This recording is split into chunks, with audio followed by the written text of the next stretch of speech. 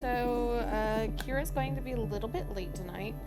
Um, she'll be joining us a little bit later, so we're going to kind of stagger the RP and introductions, so that hopefully everybody has a chance to get in, and we aren't progressing too many of any particular, or too much of any particular plot without everybody here and present, because this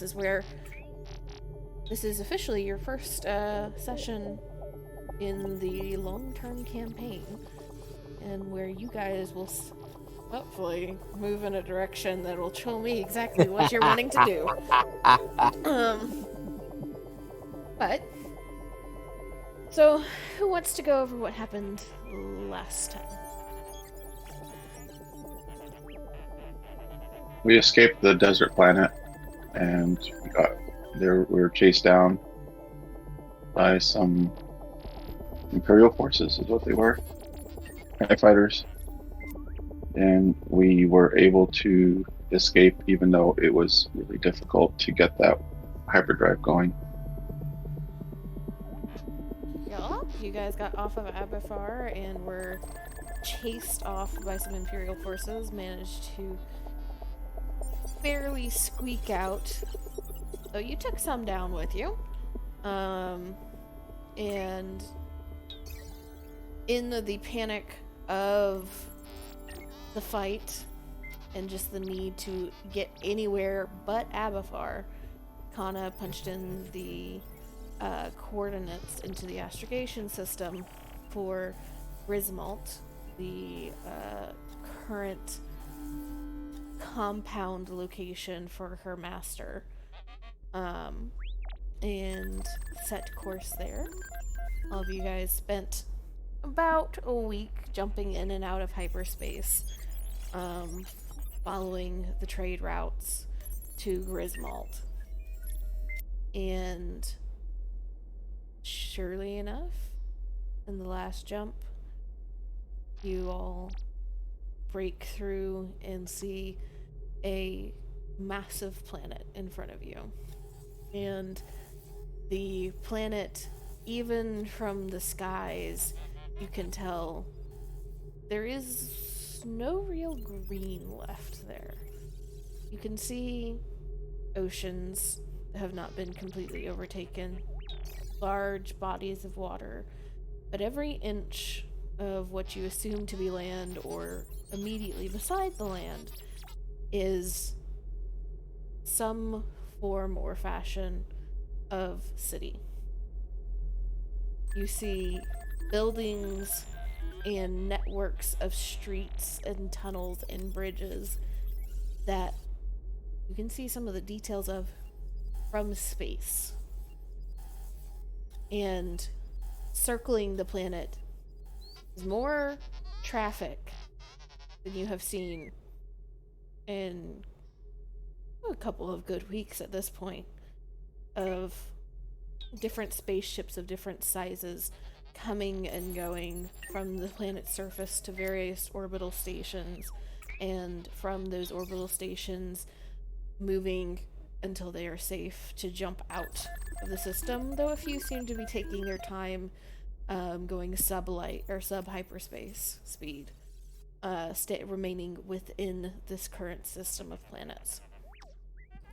And your ship is small enough and does bear an ambassador signature that's able to just move past the security with only a very brief communication confirming who is on board before you head down to the planet.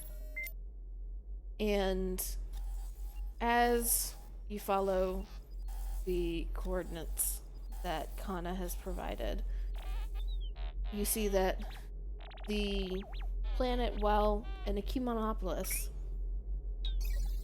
seems a little bit nicer than Coruscant and Corellia. Though you can tell there is a divide between worker and owner, between lower and upper classes.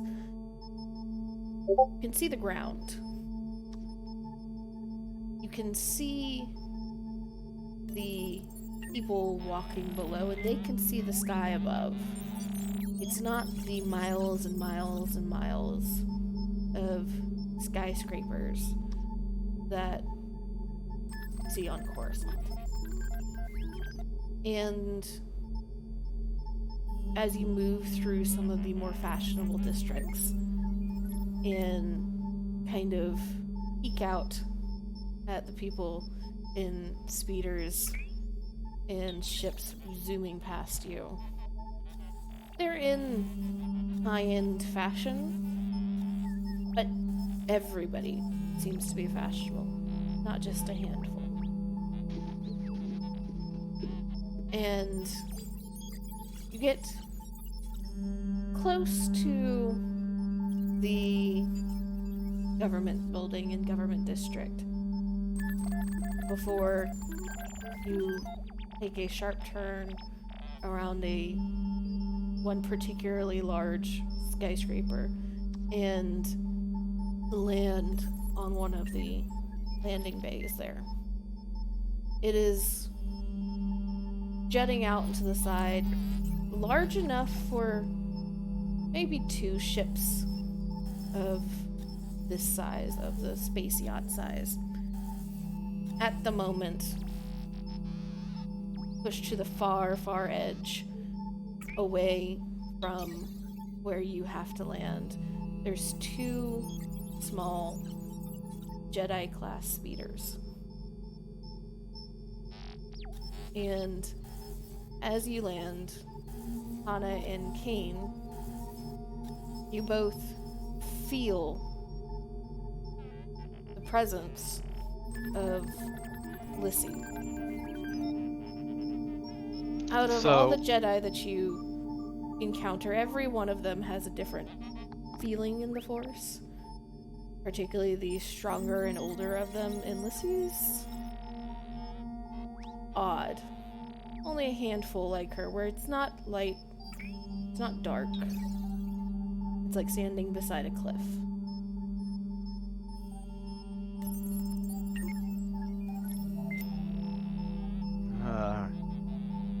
I am not sure, but Kana didn't tell Kane they were going to Griswold, right? No, I did during the RP. She did. Oh yeah. Okay. Then just that familiar weight drops on her shoulder, and all of the the mental anxiety that he had, like, oh boy, this is gonna be rough, now becomes like, oh no, oh no, oh no, oh no, oh no, oh no, oh no. And he is like panic sweating. Both of you can also roll me the Force sense with repurple.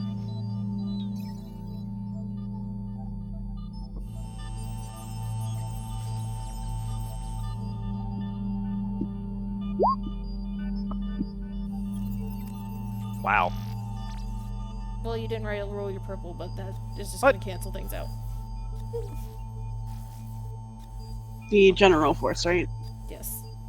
Okay. Okay. And yeah. 2 failures. Kana, you immediately feel yourself relax when you hit the city. You are familiar with this place. You've spent more than enough time just kind of haunting the streets of this city in between missions and training. And when you land on the landing bay that is attached to where, or at least the section of the tower that Lissy's compound is in, you look over at the speeders and you're immediately like, well, that's interesting. And you kind of relax and reach through the Force, and you feel Lissy, and then you feel the familiar kind of small, bright flame that's Atreyu.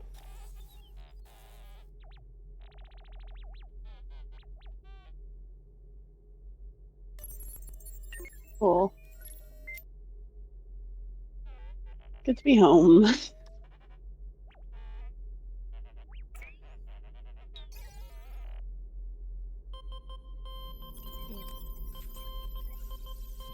Do I get anything, or is that just like still Lissy and still anxious? Still Lissy and still anxious. Oh, good. Yeah, this is exactly what I want today to be.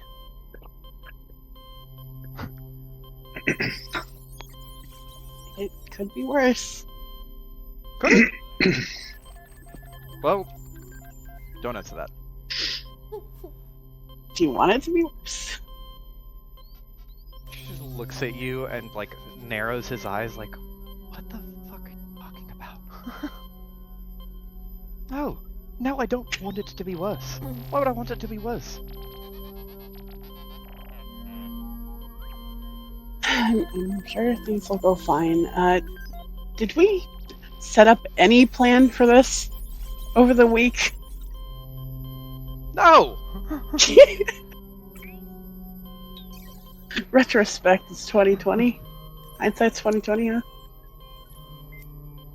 Kane was like doing the thing that he always does when he, or not always, but doing the thing he does now, where he's like, wow, that's really stressful. I'm just gonna not think about it for the time being. And now it is too late. You just stay on the ship, take care of this, try and take care of it quickly, and we can be on our way, right? There is no chance she didn't immediately sense me, right?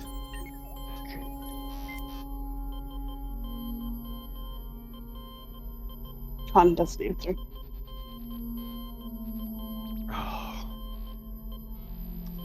I will hide in the ship and wait for Judgment Day. And he goes and turns around and walks into what is ostensibly his room, and like he'll just sit on the bed and put his head in his hands and contemplate all of the decisions that led him here. It's a good thing there are things more important than you going on right now.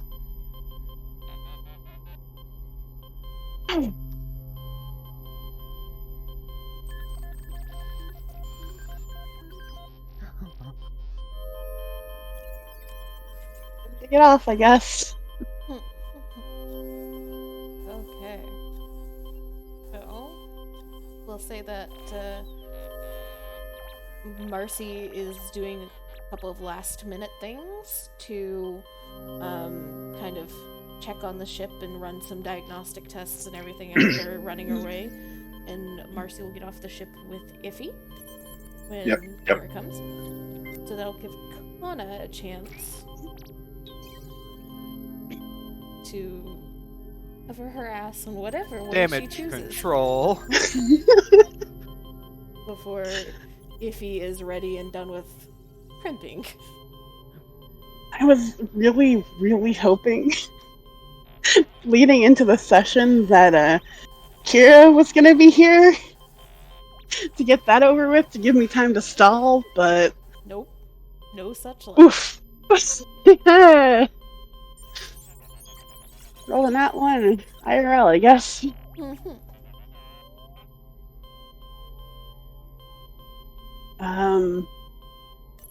Well, if he has the contract rate, Yes.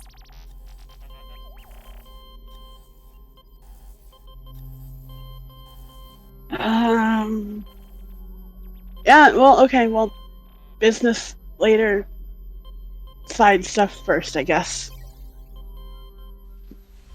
So Connor will wait till we land and head as casually as possible to speak with our master. So you step outside and you're immediately struck by a oh so familiar scent of this city, of the odd mixture of metal and chemical and perfume, which is often piped through the city, particularly in the government and shopping districts of the major areas. And as you step onto the platform and kind of look around, you are fairly assured that it is only Lissy and Atreyu. You don't see any signs of anybody else at the moment in the compound. And you continue on inside, and the kind of lounge-esque waiting sitting area is immediately attached to the landing platform, place for people to rest and talk and not necessarily deal with business.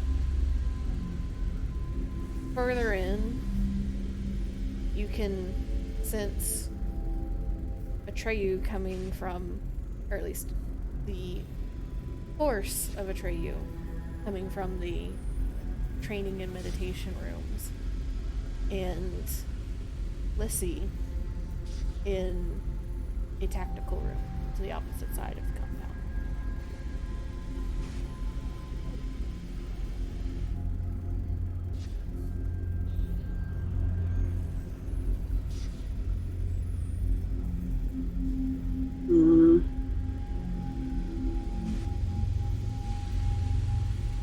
You know, maybe catching up with her Padawan sibling might be nice. Are you What's the heading towards problem? Atreyu? What's the problem, Kana?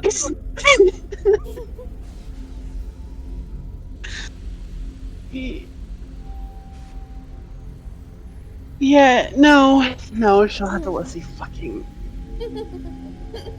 Damn it! She's too much of a goody two shoes. Fuck. No, she'll go to Lissy. Damn it. So you head down a hallway, and you know that off of this hallway there's kind of a conference meeting room, there's a tactical room, and towards the end is what is essentially functions as an office for Lissy, which is attached to where she sleeps. And she is in the tactical room, which is right before her office.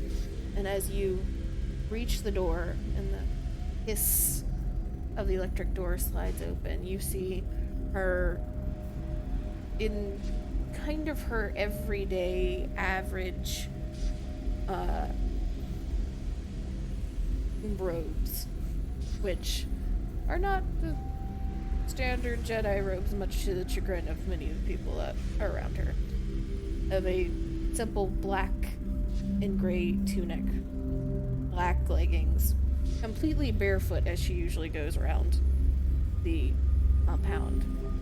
And though she is sitting cross-legged, completely focused on a holographic map in front of her, she is fiddling with the controls for a Bacta sleeve, and you can see on her arm is a very bright, very fresh wound that is still healing.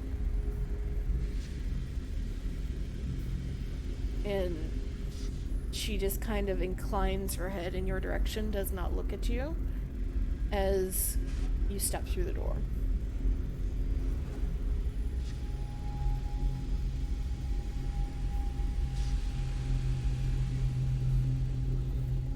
It's good to see you again, Mister.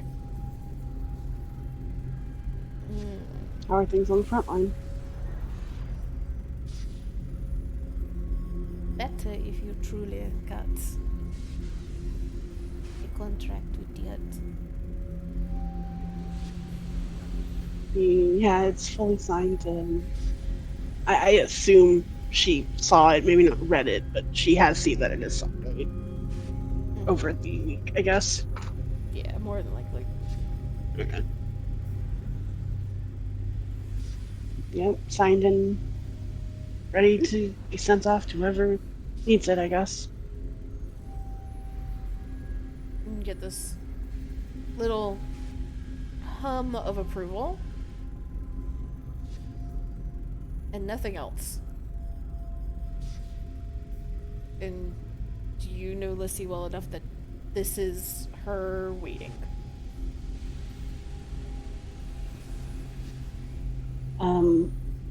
We encountered a Sith Lord while we were there. What I assume is a Sith Lord. Had a bit of help getting off out far. When you say Sith Lord, there's an immediate stillness. And she kind of slowly puts down the controls to the back to sleeve. And looks in your direction, kind of looking you head to toe again for the first time. Making sure that you're in one piece. Mm. And then she inclines her head slightly. Peace, Lord.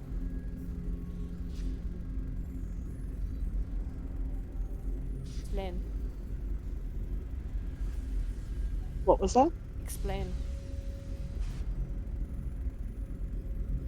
Well, when I got to Avafar, I did a little recon and noted that the Empire was there. We didn't know till much later that,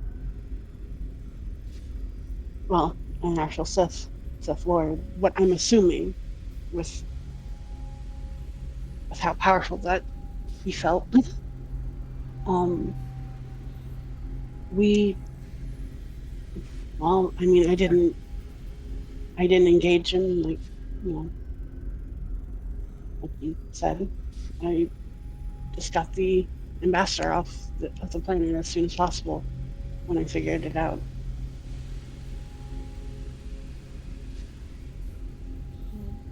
She nods slowly. Wise decision.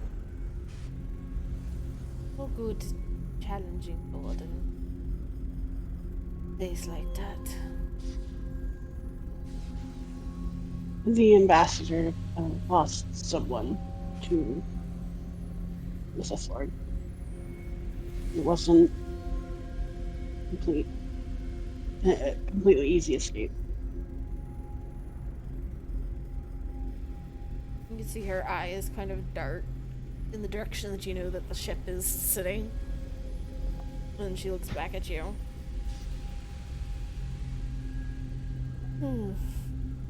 Unfortunate.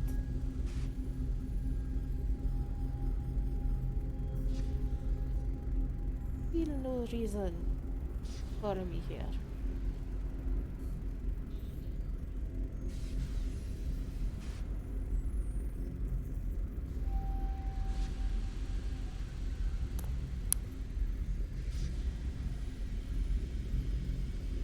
She's a little anxious.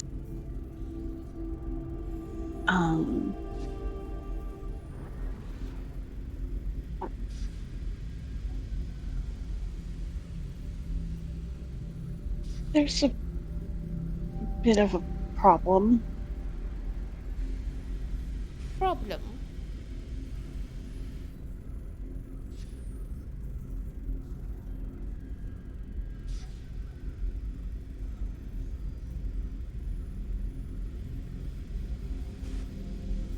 Kinda. How do I word this?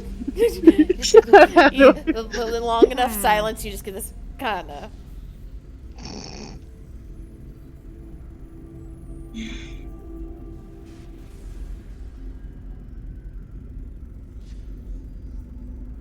Has there been any updates on Master Hylomian?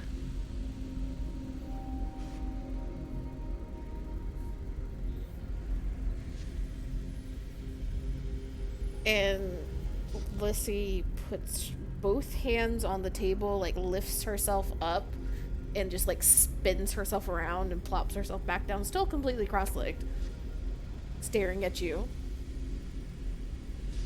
And her eyes have narrowed slightly. She's kind of looking at the floor a bit, like at Lissy's feet, or where her legs are crossed.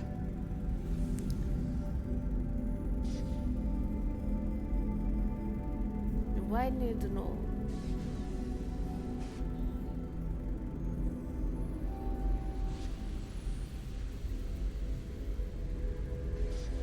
She's asking. She wants to know what's going on.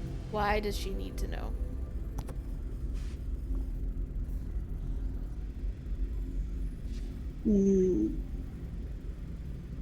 No. No question mark? No. I was just hoping. I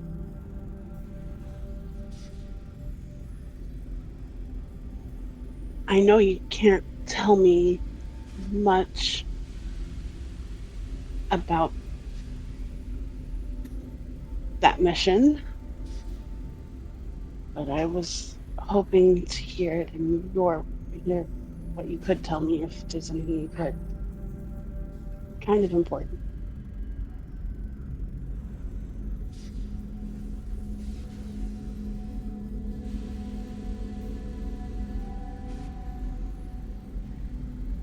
She's still not looking Lissy in the eye. She's looking at her feet, kind of thing.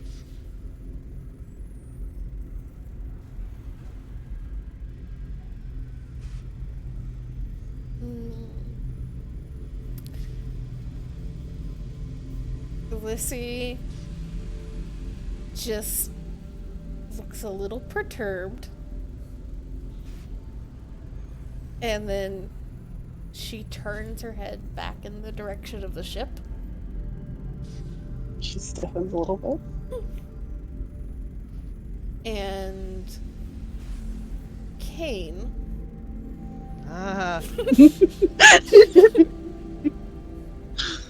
Roll me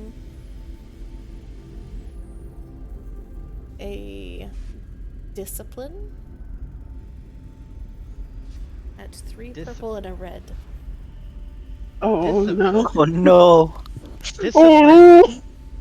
Discipline is one of my worst skills. Yeah, that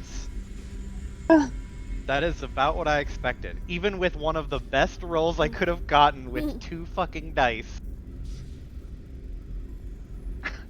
Oh my god. In the back of your mind, Kane, you get just that little needling feeling of somebody intruding. You're trained against as a Jedi. So you're immediately on edge, and then you hear a very familiar voice in your mind. Rude to hide, no? Kane gets the tingly feeling, and he starts to like stiffen up and just like, boop. And then the voice in his head, he gets up and turns around to look at the bed and the wall like something's gonna be there. Just fucking, he's like, oh, just rubs his face in his hands. Oh. And he's just gonna start walking out to the exit. He'll walk out. He'll take off, or rather, like, as much as he can, kind of straighten his little like half cloak thing. Pull the little strappies on his gloves so that they're a little tighter and a little bit more form-fitting, just to make himself look a bit more put together. Not like it's gonna do a hell of a lot of good, but he's he's gonna try, and he will walk up to the edge of the oh, what's it called? Not the gangway, the ramp, Mm. and he like lifts his foot to take the first step on the ramp and descend, and he just hangs his foot in the air, and he takes his foot back a little bit, and he just goes, nope, and then he puts his foot down, and he just sits there for a second, and then very slowly but surely works up a bit of momentum and starts walking down the loading ramp off the ship. And Kana, you see Lissy staring in that direction for a moment. And then she looks back to you. And she gestures down the hallway very pointedly. In a go get him fashion.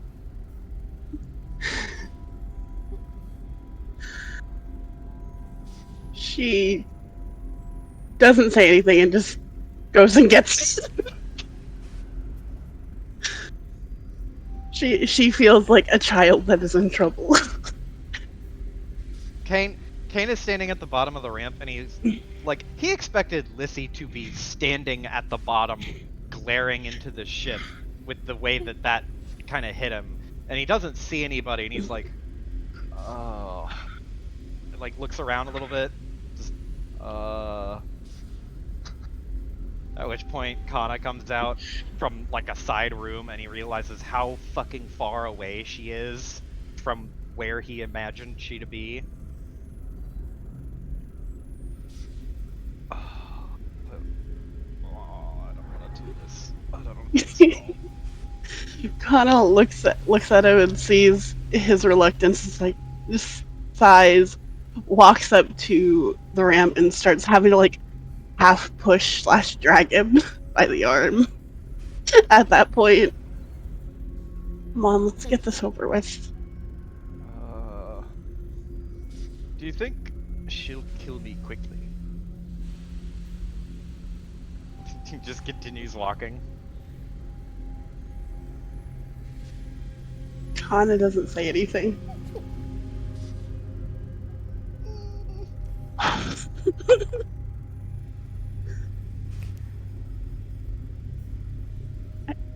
She won't kill you. You don't sound convincing at all.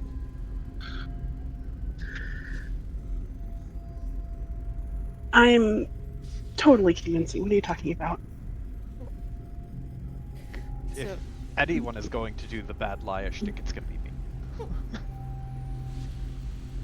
So you guys head down the hallway, and Lissy, while Kana was retrieving Kane, has moved into her office.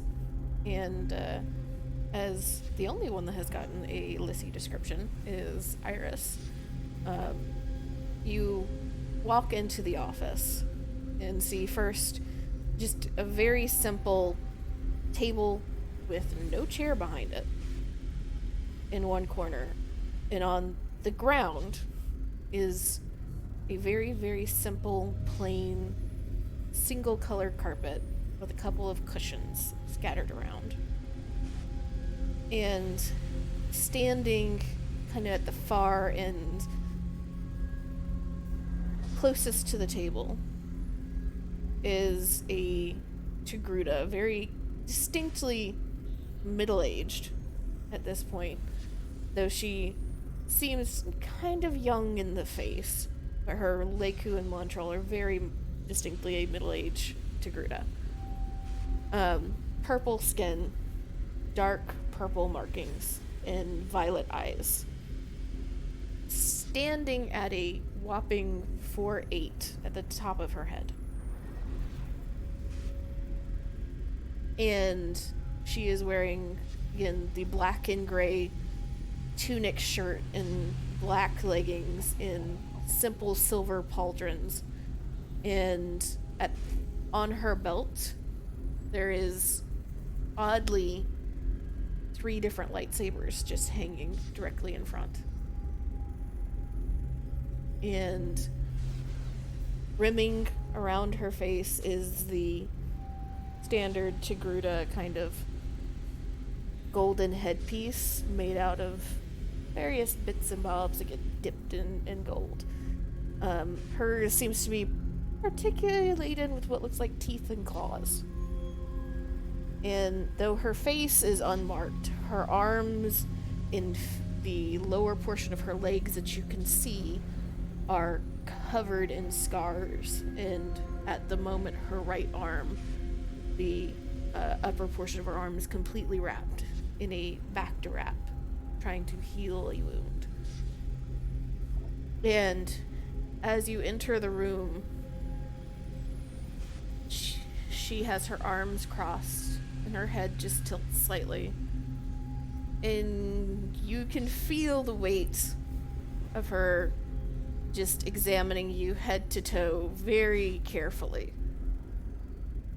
Not appearing angry, but also much more carefully neutral than That's you've worse. seen her be.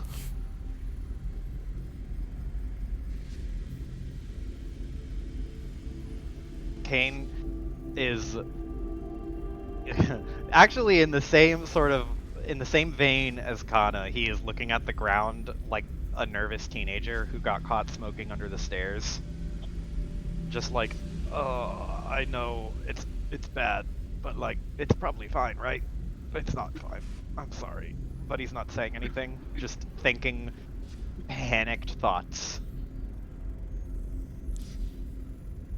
Hana's very much nervous, but she, before entering the room, she steps in front of Kane, so she's kind of more between them slightly. Like, not by much, just kind of more side by side, but a little bit ahead. And she is nervous, but she is looking, let's see, in the eye, like, trying to be the brave one here. Since Kane's obviously not going to be that person. He's used up every last bit of bravery to get here.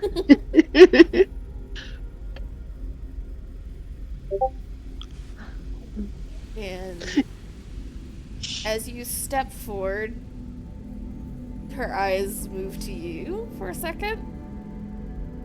And then her eyes dart from you to one of the cushions on the floor. And you just get a very simple sit.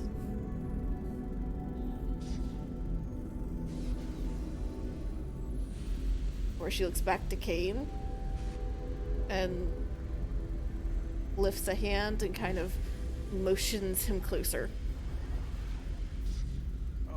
There's an audible gulp, and he just and he will take a few steps closer, and without looking her, he looks her in the eye for like half a second, panics, and then looks up and like ahead, almost like he's a soldier at attention, and he will say, like, not quite under his breath, but with very much less like a diaphragm control to it, just like, sorry for being rude,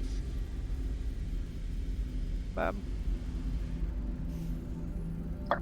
And there's just a sigh for a moment. And she actually, as you move closer onto the carpet, goes completely around you,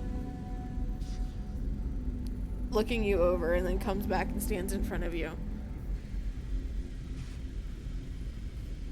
I don't remember such chicken shit last time.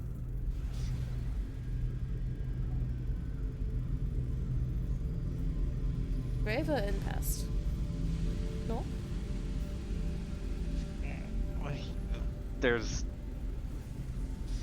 like a lot of like moving his jaw opens his mouth to say something, closes his mouth, opens his mouth to say something, closes his mouth, opens his mouth again.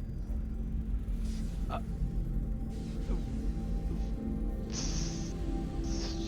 yes. That's all that ekes out.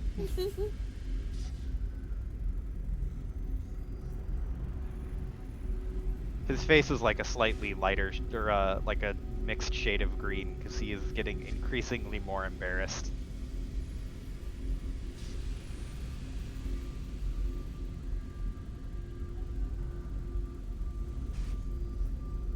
And he's still not looking her in the eye.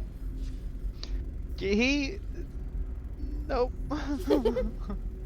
He is more or less standing at attention, with his arms kind of plastered to his side, his feet pretty close together, and his head and eyes are straight ahead. And just by sheer virtue of being taller than her, he is avoiding eye contact. She steps a little closer and grabs one of his arms, just like holding lightly by her standards, his wrist, and is kind of examining his hand for a moment, like twisting his hand one way and then the other. And kinda, you can roll perception at 2 purple. Okay.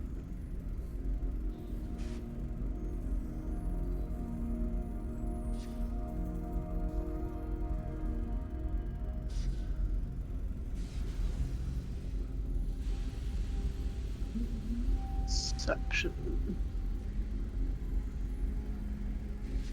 Sad. Yeah, you're just holding your breath, hoping for the best. Could I potentially use a force power? What force power? Try and get a read on her thoughts? You want to You try wanna and read your fucking- master's thoughts right now? I was about to say, you fucking... Are you mental? Knowing that she just telepathically communicated with your friend Yeah! from the other side of the compound through a ship? Oh, do it. No, go ahead. I know it's a bad idea, but at the same it. time... I love bad ideas. Okay, yeah, you know what, fuck it. If I get a light side, I'll use it. If not, no.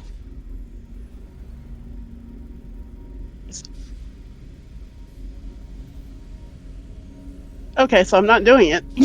Aww. Or spoke. Said this was not a Padawan idea, Padawan.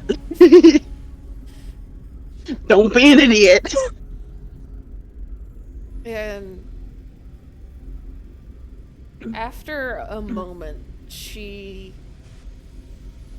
kind of she lets your arm go and looks back up at you. And there's just a small sigh. And the next thing you know, you get pulled down by the collar.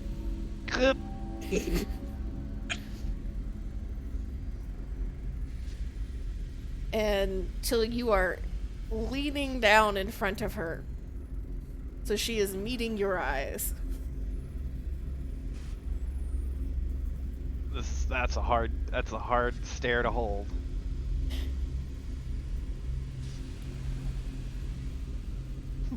Why? A second audible gulp. Why run?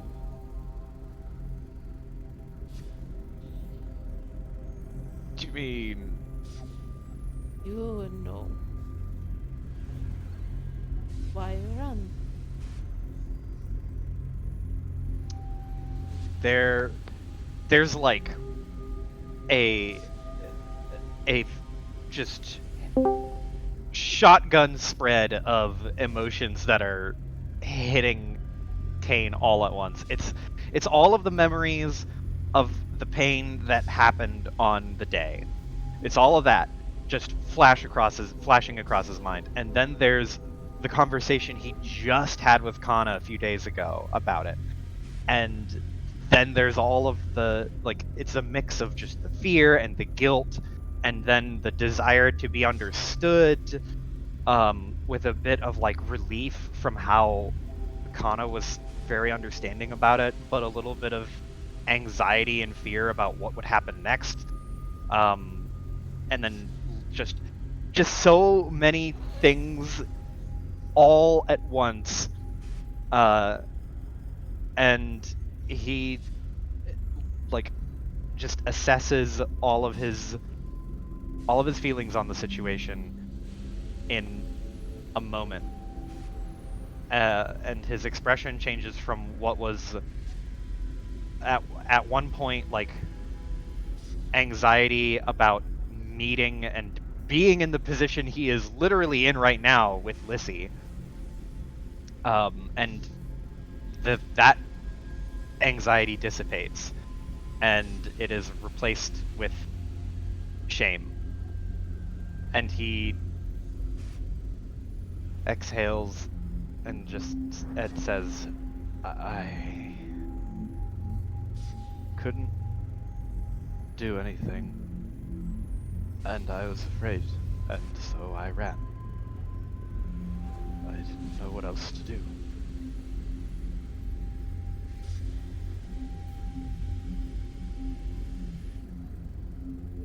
And I figured that if I ran, well, I would not be welcome.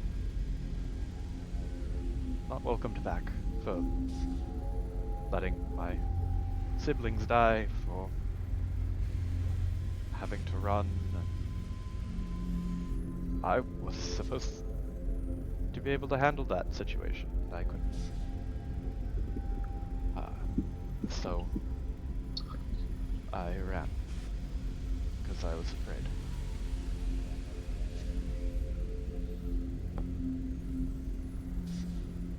And the neutral expression remains for a few moments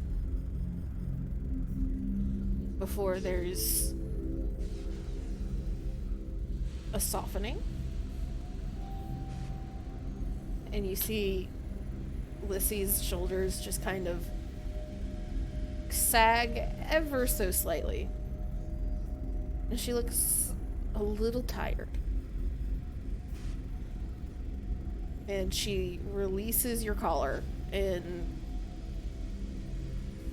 a motion very similar to probably one of the very first times you ever met her when you were still a youngling. Ruffles your hair before you have a chance to stand up again. Oh. There's like the softening makes Kane feel a little bit better, because he was expecting like just instant really just like a cut to black rather than like a slow fade to black. So he was surprised at first and then kind of confused, and then she ruffles his hair and then he immediately is like confused but in a slightly better mood. Still confused, but like that was nice. He sits up straight and he is now able to actually like hold a gaze with her, like meet her eyes and not hide from it.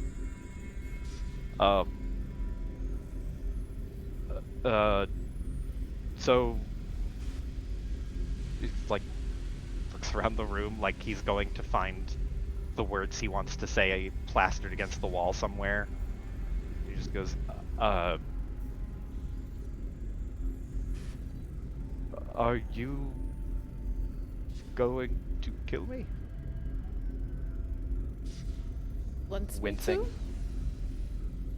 What did she say? Do you want me to?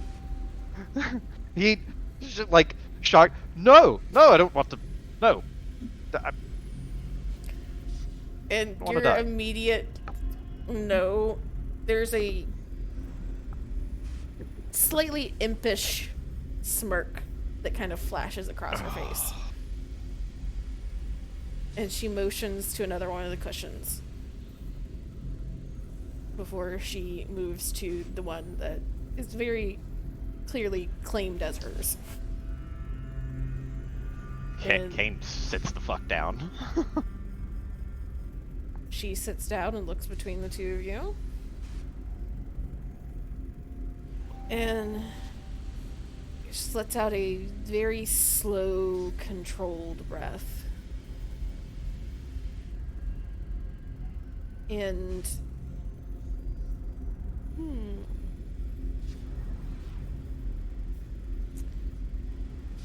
would either of you know Tigruti? Language of Tigruta. I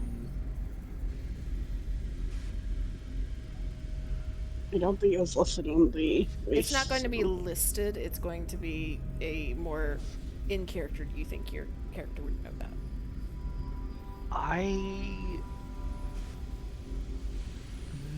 Maybe. It depends, because he was Mirialan, and the only other real instructor he had that was close was Lissy. So I don't know if language would be something that he would be taught. You may have picked up probably some unpleasant words from her. Okay, so Yeah. he's got broken he's got broken Tigruti. Just enough to know when she says the phrases that he's like, "Oh, I know that one. I think that was fuck." I assume Kana would know a bit more. I don't know if Lissy would make her fluent or not, but she'd be interested. You, as Lissy kind of lets out that breath, she just kind of starts muttering under her breath in Tigruti for a moment, and you don't pick up a lot of it because she is not being loud about it, but you essentially think you hear the phrase "just children."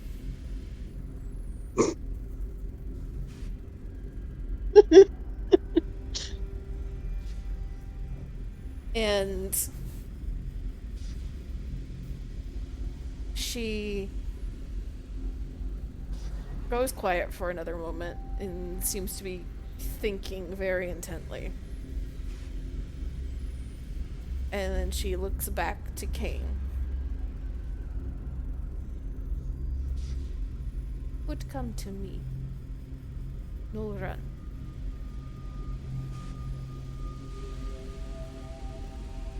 Do you mean come to you now? Or is that opportunity gone? Want to be in order now?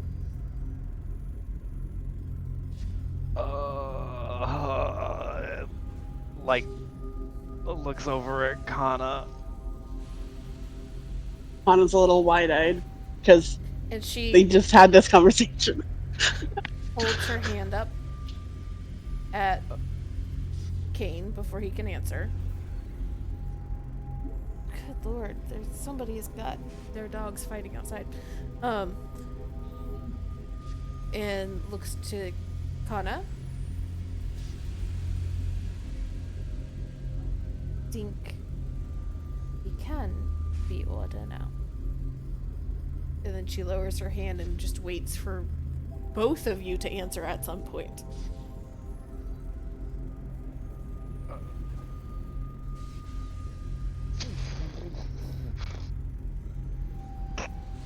Oh, Kane he like looks at Kana and looks back to Master Lissy, looks at Kana and looks back at her, and was just like, I need to roll fucking dice for this shit. I feel bad for saying this. Oh. he kind of deflates, but he doesn't say anything. Not yet. And he looks over to Kana, almost to say like, or basically, just like almost a "what do you think" kind of look on his face. Kana is looking at her hands a bit, thinking, and she looks between Kane and Lissy, and then looks to Lissy with more certainty.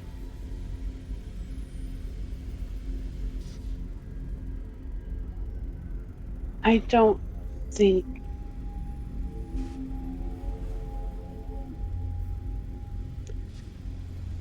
I don't think he is ready to make that kind of decision at this point.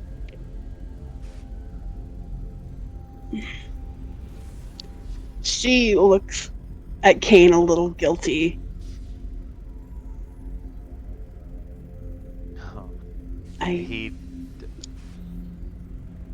I don't know if this is for you.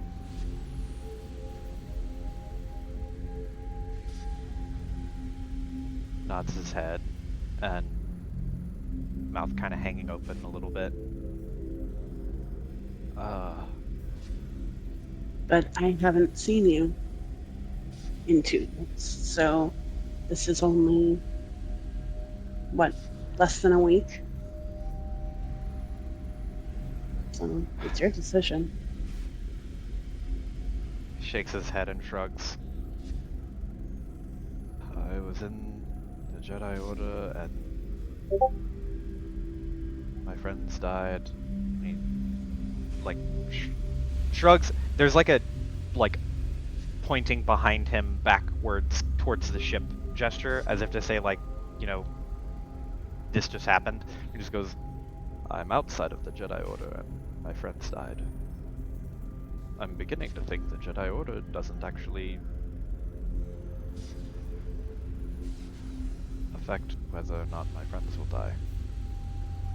At least my being in it. Maybe it's just the Sith. I don't know.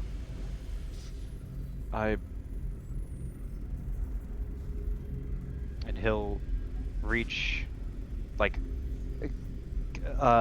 have this sort of like, oh, and then he'll reach down to his belt and unclip his lightsaber, and hold it out. Not like offer it, but he'll hold it in his hand, kind of sideways, and he'll look at it and say, I haven't been in the Order for a while, but I still practice, and I like it. I'm still good at it, I think. But being a Jedi is more than this. And he holds it, almost like you hold a TV remote.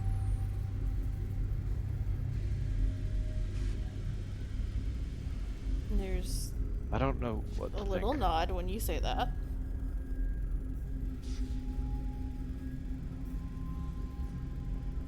He looks at Master Lissy and just goes, I've only ever lived as a Jedi until that happened.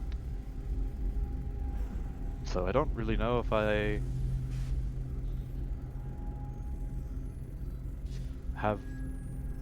don't really know if I've been able to live as not a Jedi, at least not in some capacity.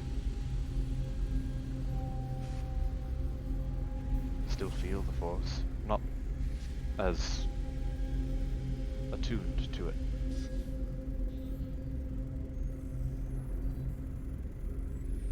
And I think Master Hylemia would probably be upset. And he kind of looks out of the corner of his eye at Lissy, just like, am I right?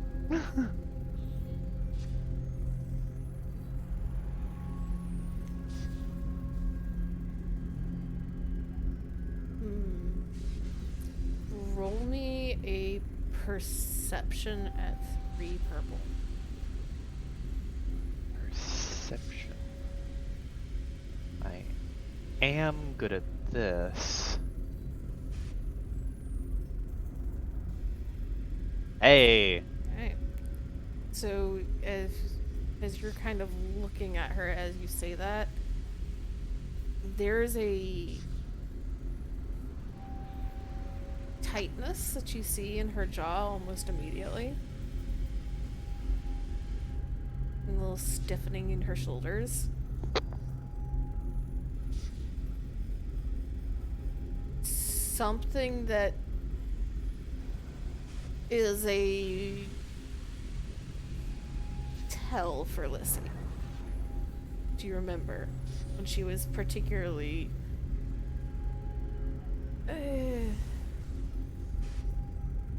invested in something that she either could not or did not want to talk about? Oh. Kane picks up on it.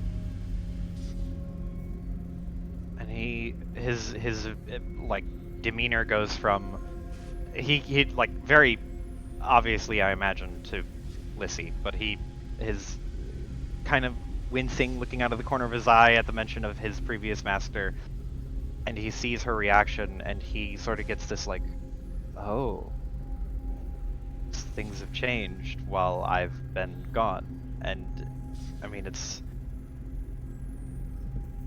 something's happened, and he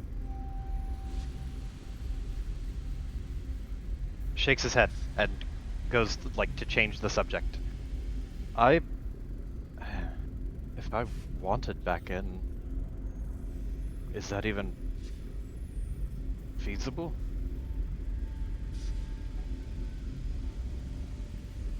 Would I be allowed to continue my work for my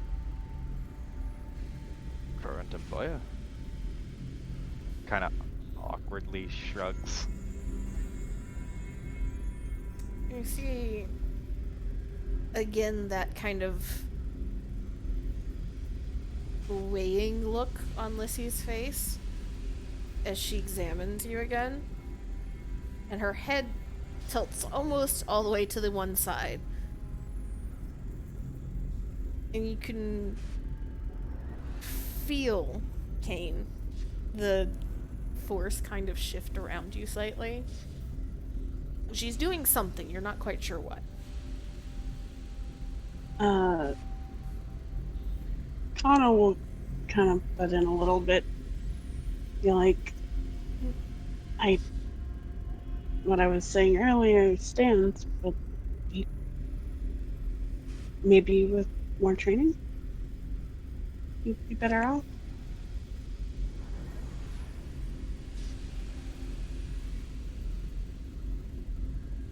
Still light in you. But fallen, not dark. Just lost.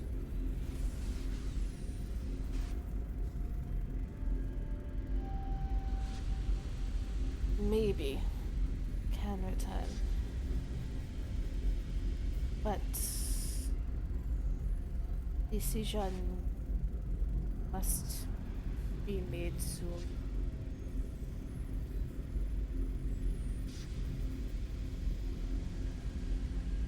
And she looks towards Kana in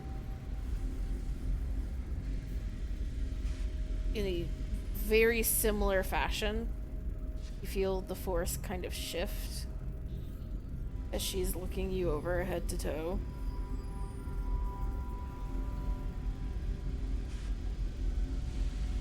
And then she shakes her head slightly.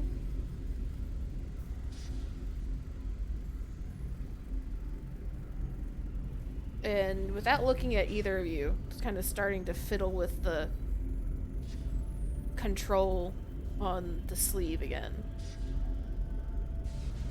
She just very simply asks, like, employer.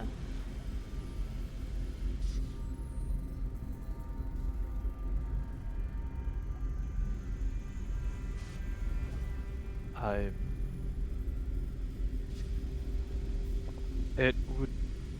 He looks over his shoulder at the door to make sure that she's not there. And he looks at Kana, and there's a look of like, shh. And he turns back to Lissy and just goes, It would be more appropriate to call her my friend.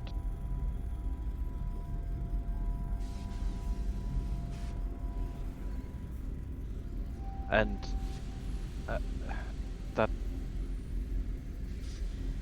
I lost another friend recently from this group. I don't want to leave this one alone. I don't think it would. I don't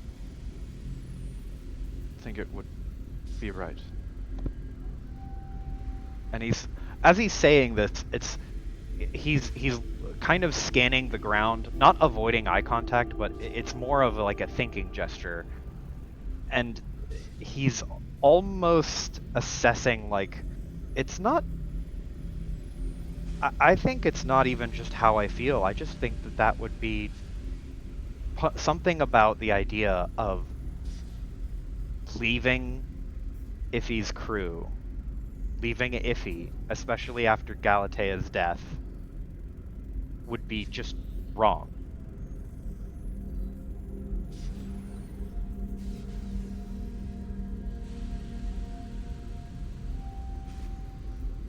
There's a silence that kind of stretches on for a little bit longer than comfortable before Lissy gives a small nod.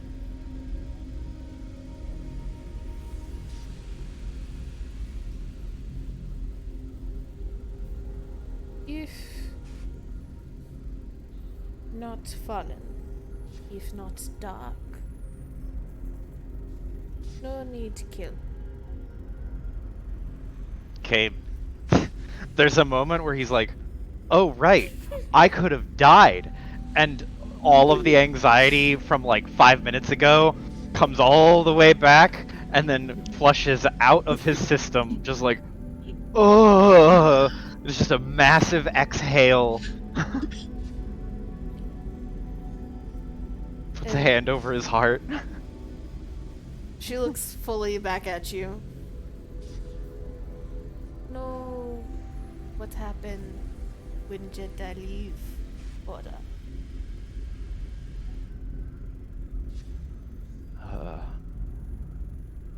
He nods. Kane would know, right? Yes. Yeah. He nods really slowly. And her gaze shifts to Kana for a second, and there's just this, like, very clearly a calculation happening before she looks at Kane again.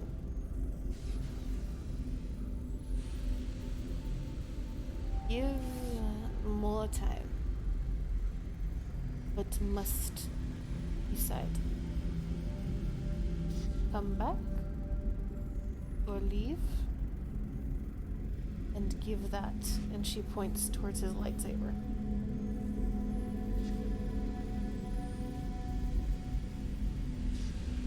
He looks at it, and it just kind of turns it over in his hand. And she'll hold up a hand to him, but give time. And she looks towards Kana. You watch.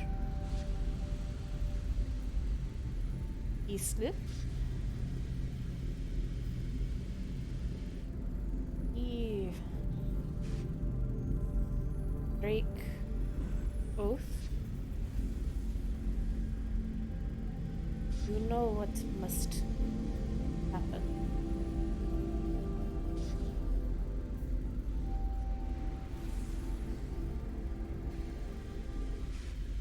He takes a deep breath and nods seriously. And she looks towards Kane to make sure he understands. He nods in the same way, just like, okay. How much time?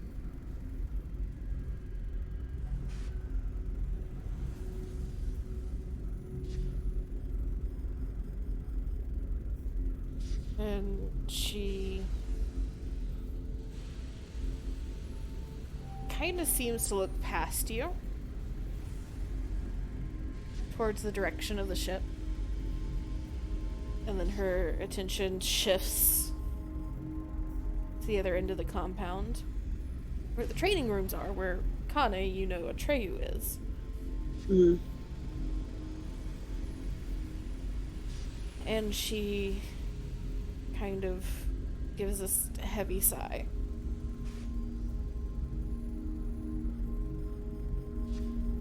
As much as can.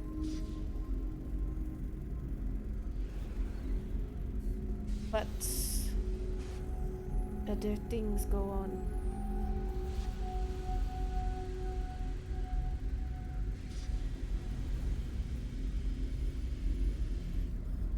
Does she still have that, like, kind of stone, gritted, like stony tenseness about her? She's kind of reverted back to looking a little tired. Gotcha. He nods. Very well.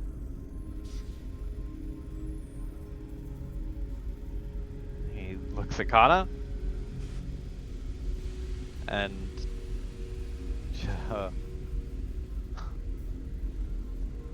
well, this went better than expected. He says with Chelsea, like no a hope. pleasant surprise. Wait, what did she say? As soon as you say this went better than expected, immediately just Chelsea, no home.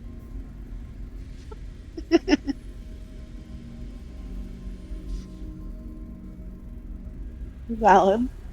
Completely Very deadpan. true.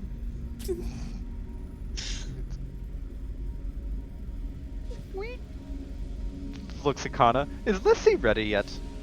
Or is Iffy ready yet? I think I should check on Iffy. And she just kind of smirks for a second. And as I'm assuming Kane is getting up and trying to scramble to get out of the room now. Just- Yeah, like partway looking for the approval, like, can I do this bullshit? And if she doesn't immediately stop him, he's like, okay, that's enough for me. As he hits the door, essentially, you just hear a very even tone. Talk to Atreyu before leave. Me. Yes. I will. Consider it done. Kana looks at Lissy. And Like- there's that Yeah, kind she's of looking at Lissy. that kind of tense sadness again. Hmm.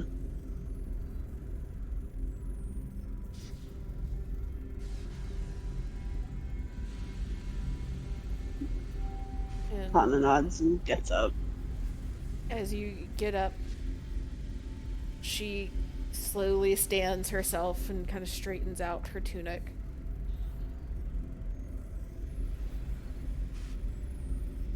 Know this. You fail this. what are not right for you either. Oh! Ah! Ah! Pain!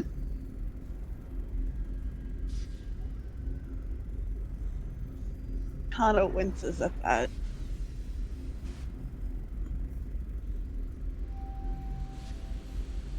Thank you for the warning. And she nods slightly. Hey.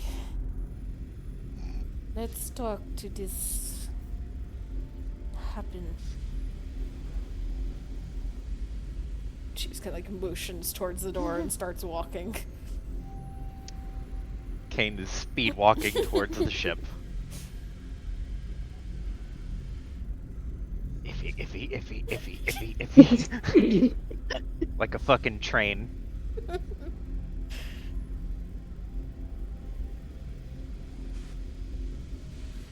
a strange train that way. Storms up the gangway. Hi, Kira. So, if he's been getting ready, is what I'm gathering? here? Yes. You Awesome. gave Recovering. Iffy some time to primp when they landed. Because That's not official. just like her. And Marcy a chance to work on the, like, take a look over the ship and all the systems and everything. Running some calibrations. Yep. Iffy is by now just now leaving the refresher. Like, he sees the door sliding closed behind her. The air smells vaguely of like perfume and makeup products. However, she's extremely put together, wearing one of her usual gowns. The only difference is she's got a black armband tied around one of her arms.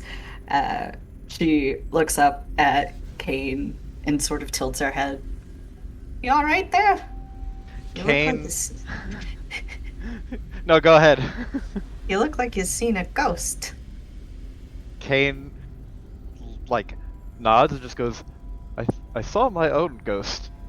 He grabs her by the wrist and he's just like, please come. Where's Marcy? You need Marcy. I'm not going to be able to stand next to you. Is this some kind of Mary? Marcy, where are you? Right here. Come on, Kane's falling apart. We need to Oh, okay. we need to support the poor boy. Okay. There. You stand on that side. I stand on this side. He looks at Iffy and there's a look of like indignant, like, I'm falling apart, but he doesn't say anything. He's just turns and starts walking down the gangway with you. If he's got like one arm around his shoulder, patting him, gestures for Marcy to get the other arm, so they're sort of like sandwiching him. Yeah. I'll do that. Oh. There. Robotically patting your back. There. It's all gonna be okay, Kane. I mean, it can't be worse than dealing with people back at the consortium, right? I bet nobody even tried to poison you today. No, I just came about 1 or 2 sentences away from getting my head cut off. Oh, so it's a Tuesday.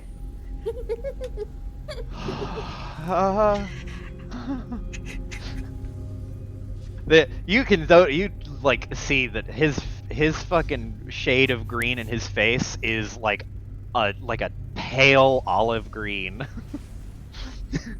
He lost a lot of color. It's gonna be okay, alright?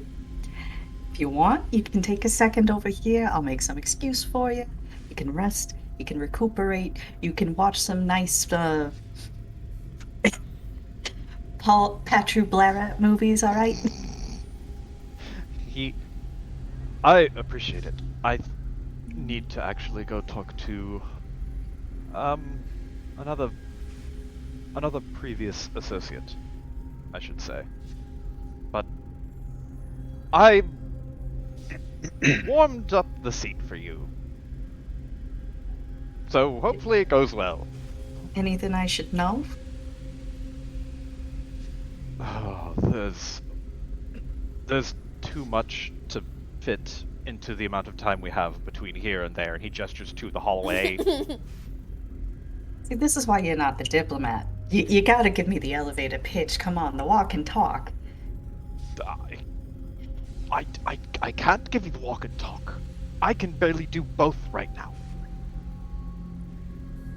Hmm. All right. So we're going in blind. I've done worse. I can manage.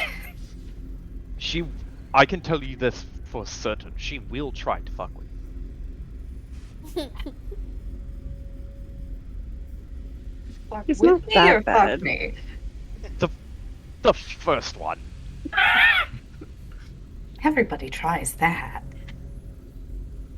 Fair, but she's good at it because she looks almost like she's constantly on the verge of cutting your head off. And how is that different from back home? Just go see her. If you will give Kane another sympathetic back pat and head on out. So, as you exit the ship and kind of walk across the landing pad, you immediately enter into a kind of lounge sitting room area in this compound. The couple of nothing in there is particularly high class or expensive, but it's designed to be comfortable and functional. And you see the couches and then two bottles of Corellian whiskey sitting on a table in the center between the couches. And emerging from a hallway is Lissy, followed by Kana. And for your benefit, since you aren't here to hear the description of Lissy, so you know kind of what you're dealing with. It is at the center of her head, 4'8" tall Tigruda, who, despite small stature, very clearly middle age. Wearing a tunic, black and gray tunic, black leggings, silver kind of pauldrons on her shoulders, and 3 lightsabers hanging at the front of her belt. And purple skin, violet eyes, purple markings on her Leiku and Montreal.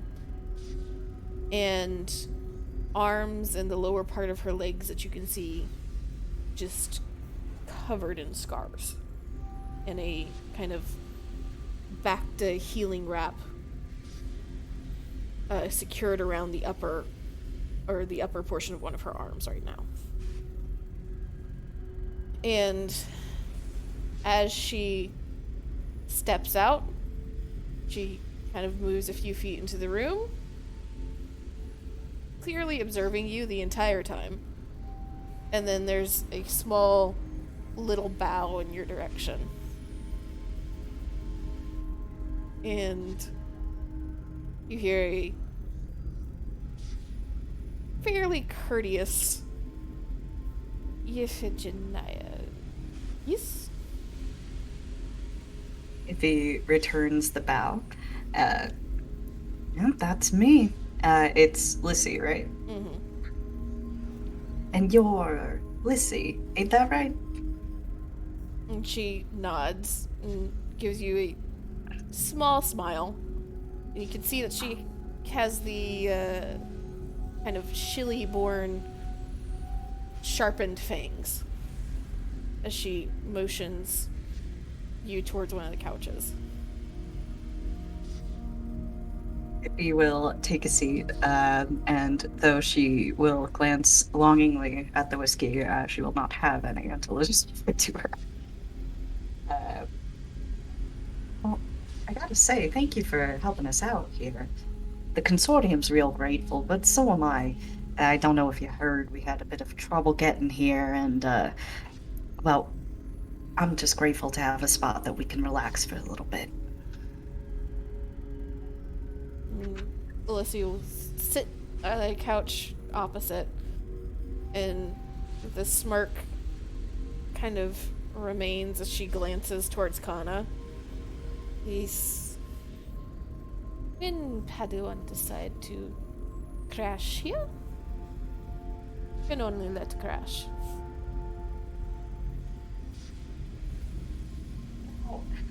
I think I'd call it more of a tactical retreat than a crash, really. I mean, we were in a real rough situation, and Kana, she thought this was the best place to be. And you know what? Looking around, I agree. And Lissy, you just get this like little snort from Lissy. Yes. Well, no retreat when purpose done, yes? Treaty signed. Yeah, we got the treaty all done. It took some doing, let me tell you. Those huts are thorough. But we managed to get it all the way completed in time. She nods slowly. Good. Needed on the front line.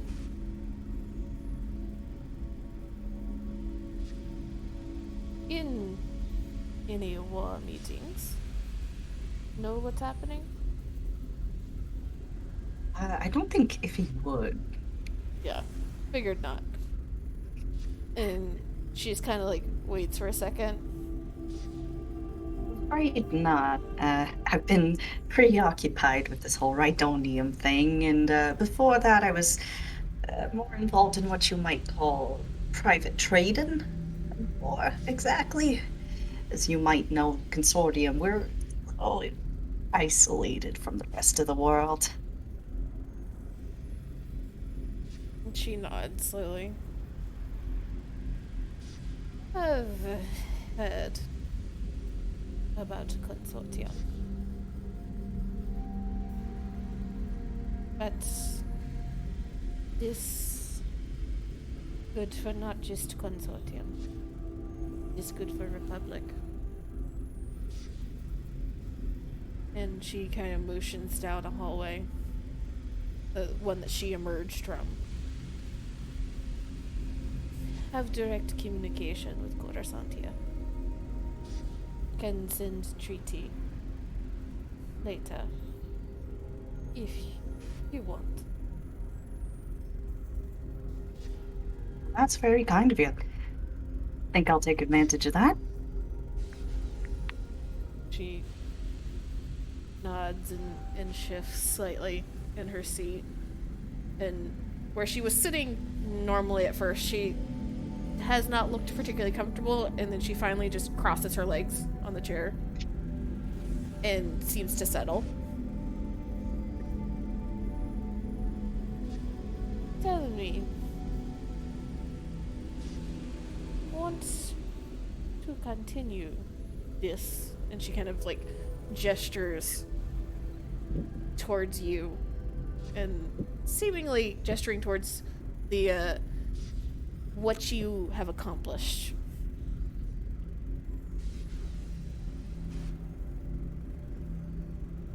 I'm not the type to give up on anything. You can ask anybody on my crew.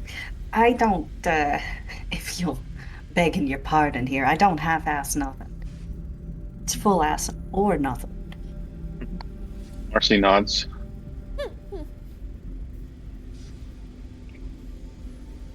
Yeah. That's good to know.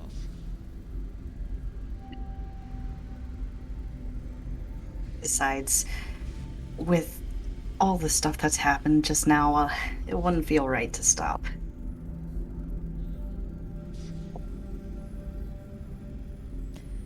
Then let me tell you what treaty do for the Republic. Rhydonium needed ship fuel, yes? He nods.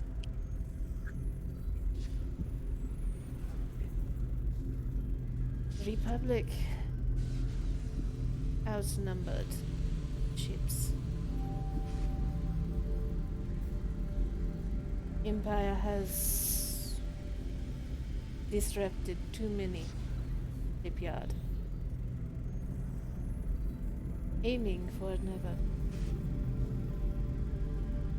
Needed Rhydonium to protect planet.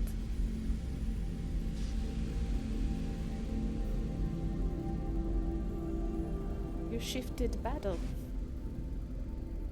One data pad.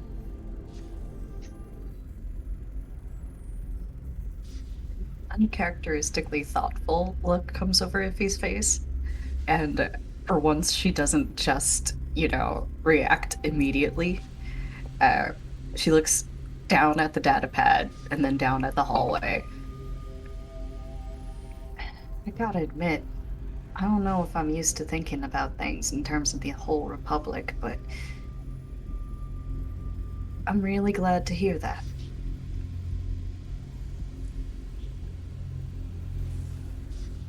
And she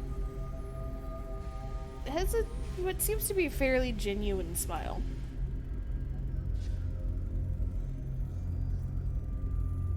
Can I offer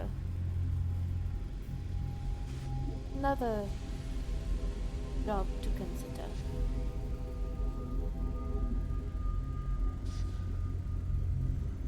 When it comes to jobs, I'm about as reliable as can be, Iffy says. At the mention of a job, she kind of switches into her other self again. So, what are we talking here? And Lissy kind of motions towards the wrap around her arm. Other shortage in Republic factor. Need it for so many. Never enough. Heard some people know about illegal smuggling. Heard people know about other sources. Maybe, if like helping Republic, consider helping there.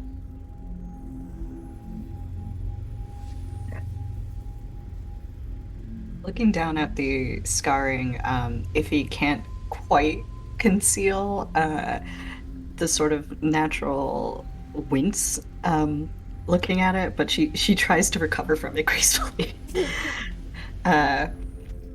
Oh, I don't know nothing about illegal trading, of course. I've never done anything illegal in my life, but I might know one or two people who, might have dabbled here and there. I can look into it. And get another little smile. And she pulls out 2 chips, one a data chip, which she hands to you. And the other one seems to be a credit chip, which she looks towards Marcy. Oh. Pilot, no? Yes. Pilot, yes. She nods and hands over the credit chip. Okay. Sound like ship need help. Oh, yeah, absolutely. Thank you. And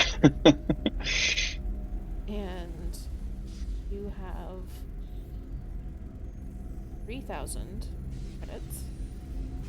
Oh, I want me to keep track. God. I just want to keep it fuzzy and say I can fix the ship. And that's all I need to know. And, oh, you have money? I fix the ship. Okay, that's done. Move on. You can Alright, also let me- put it into the credits on the kind of group sheet if you would prefer to Yeah, put it I over see. there. I see there's already 400 there, so I'm going to throw 3,000 on top of that. So it's 3,400 now.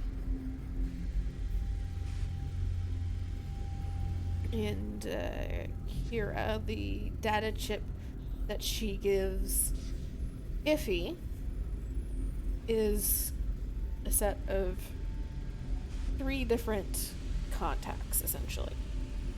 Nice. That should you decide to pursue that, we can go into more detail over what those contacts are. Sounds good. And after she handed over the 2 chips, she turns and pours a couple of glasses, very minimal glasses of the whiskey, but glasses of whiskey all the same. Hands one to Iffy, one to Marcy. Picks up one for herself and then looks towards Kano, who I'm assuming is kind of shadowing at the moment. Yep. And just hands one to her. You need this too. Thanks. Marcy will start sipping at it. Iffy will lightly tap Marcy's shoulder and raise her own glass. We gotta have a toast. Come on now, Mars. Oh, yeah. Okay. Yes.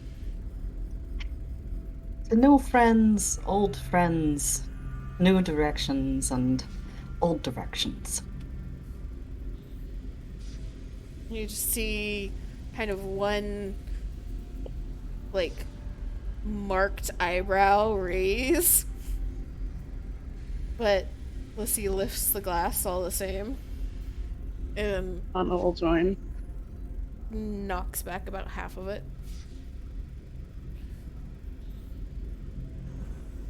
It is not. I show you communication. Iffy will not down her entire glass, but the only thing that's keeping her from doing that is the force of societal expectation. She will follow, though. Okay.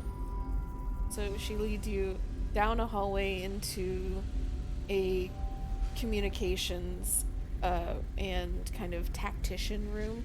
You can see there are a lot of different computers and projectors for various things. It very much gives you the sense that this is a place that could function as a base if needed. And it kind of clicks in your head of, that's why there's just this Jedi chilling out here. This is a fallback spot. Mm. And you see several of them are very clearly marked as classified and locked down. But she goes over to one terminal and inputs a couple of codes really fast in motions for you to take a seat in front of it. You can see that it's a direct line to Coruscant and to just about any of the core worlds. She will take a seat, smooth over her dress, and fix her hair. Then nod again to Lissy. Thank you again. I really appreciate this. And there's a small nod in return. Is no problem. Kana will be joining crew for a while anyway. And without any further explanation, she just kind of like turns on heel and leaves the room.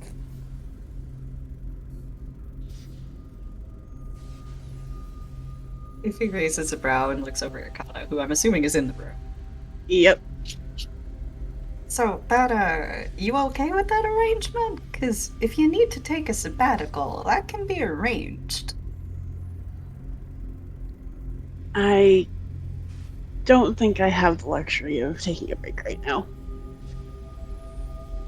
Well, if you're sure, we're glad to have you on. I hope I can be an asset to you. What are you talking about? You've already been in acid. You got us all the way out here. I'd say it's a group effort. Well, sure, but you're the one who came up with the coordinates. She shrugs. I'm surprised you were able to get the treaty signed, though. What I hear, it was kind of difficult. Sorry, surprised to get the what That signed? the treaty signed. I heard it was difficult. You don't know the half of it. But still, it wouldn't have meant nothing if we'd gotten shot down over there in the sky. The only reason we were able to get out of it is because you got those coordinates in there. You know, I get it. Jedi are supposed to be modest and humble and all that. But you gotta take credit for stuff sometimes.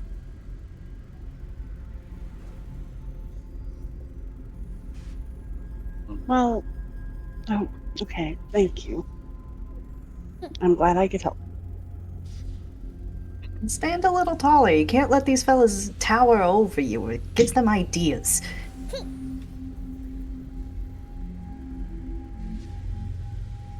I'm not sure what you mean by that.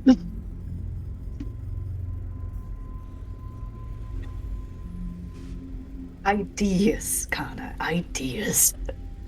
You're gonna start Kana. And with to that, hater.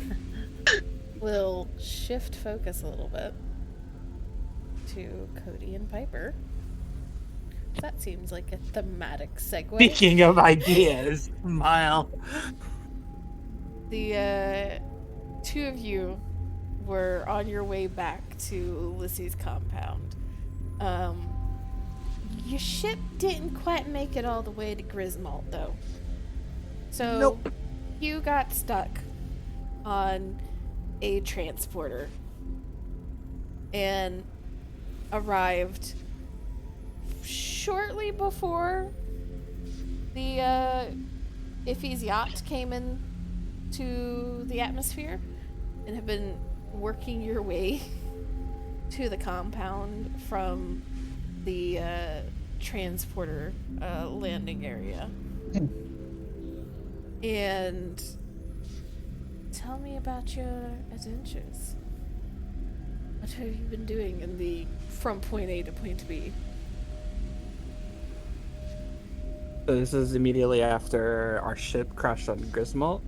Not crashed. Your ship would have crashed or gone dead elsewhere, and you would have had to essentially get public transporters. So the public spaceship bus to Griswold. It was horrible. I need a drink, May. I need a back to bubble bath.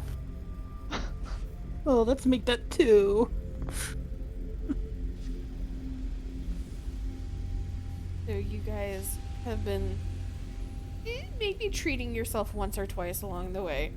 Yep, absolutely. Getting a drink or doing some window shopping as you make your way to the edge of the government district where this compound is located. And as Kana and Iffy and Marcy have this conversation, you guys reach the elevator and head up the building to this compound, and it's a very secured elevator and entrance. However, you do have the essentially codes that are only good for about 48 hours to get in and make it into the compound, seeing Lissy walking out of the hallway that you know her office is down, and seeing beyond her, sitting on the landing bay outside the windows, a very beat up but originally very fancy space yacht.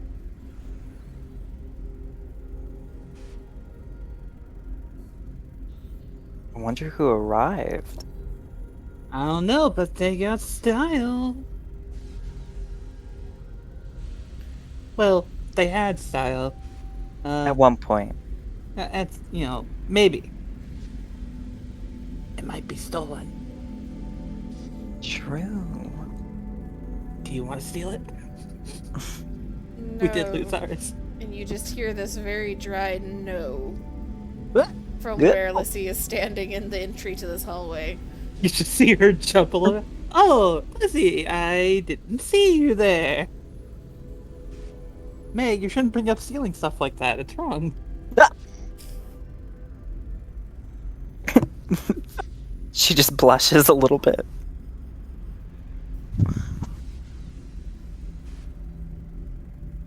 And Lissy is looking both of you over, head to toe, and then looks towards the landing pad and looks back. That's problems. You could say that. We got the info you wanted, but the guy, you got a little mad. We did the Decided- thing that we you did the asked us thing. to do, Oh, we did things so good. We did a couple things really good. but that was not well received. Yeah, and so they shot us down. She puts her hand to her head, just scratching the back of her head with a smile. And then there's just a slow sigh. But here's the info you wanted. Got it downloaded for you. Pulls out a chip from her glove, gives it to you. And she takes the chip and kind of nods and leads you down the hallway towards her office, where you know is where she always pays you. In transit, though, you pass the open doorway to see Kana standing near it, and inside two completely new faces, who Lissy is pointedly not paying attention to as she walks by. Gives them a look. Damn. And if the two of you would like to describe your characters. Oh, hell yeah. Oh, man, here we fucking go. Vialexa is a Zeltron from the planet Zeltron with deep red skin, long, black-blue hair. She is just wearing a leather halter top and a leather loincloth, a couple belt buckles, and some sunglasses. And that's it. Isme, in contrast, is a Pantoran from Pantora. Very fair blue skin, though, lighter than I would say average. A platinum blonde hair that's about shoulder length. And she's wearing a pink leotard with a very deep cut cleavage, black tights underneath. It looks very much like a costume. Could you type your character's name in the chat? In Discord or Either one's fine. I just, I did not audibly process the word you said. Isme. Thank you. You.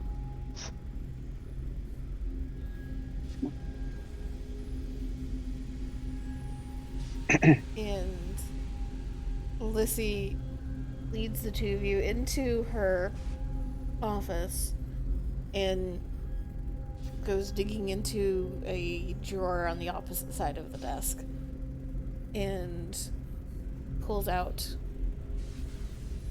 two kind of small stacks of credits, passes one to each of you. You get an additional 300 credits. Oh, yeah.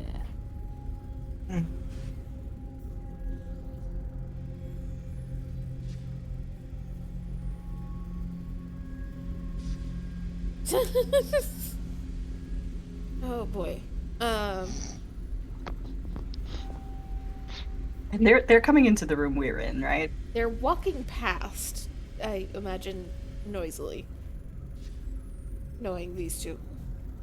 So if he's in the middle of a rant, right? She wouldn't consider it a rant, but it's 100% a rant.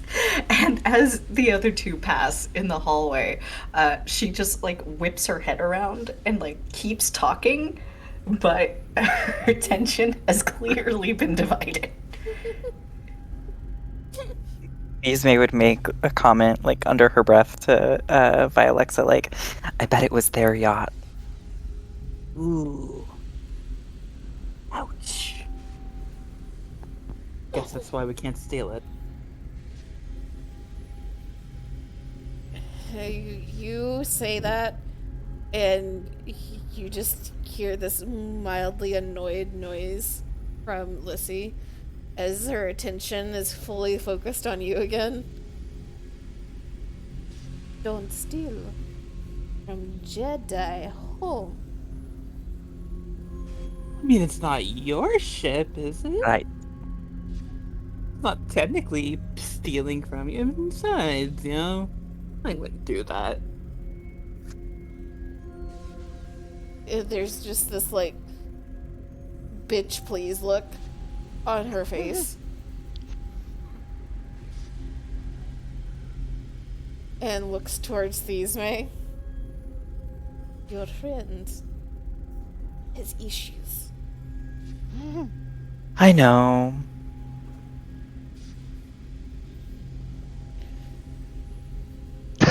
And That's it? That's why I love her. Aww. Aww. Your friend has issues. Yes.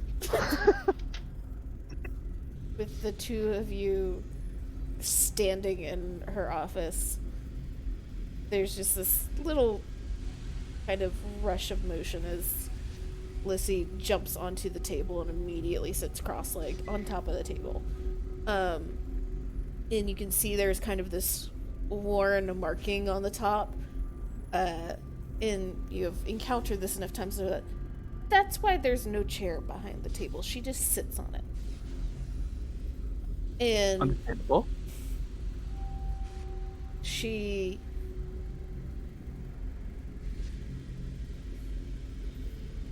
tilts her head and is kind of looking both of you up over closely. You understand it as a "are you in one piece" kind of look.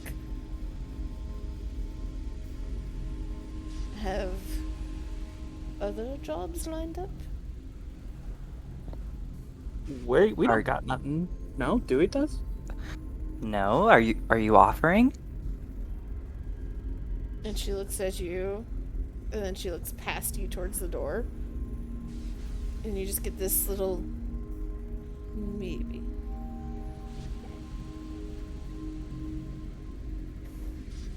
And I need Kira to Yes. tell me exactly what Iffy is doing in the comms room.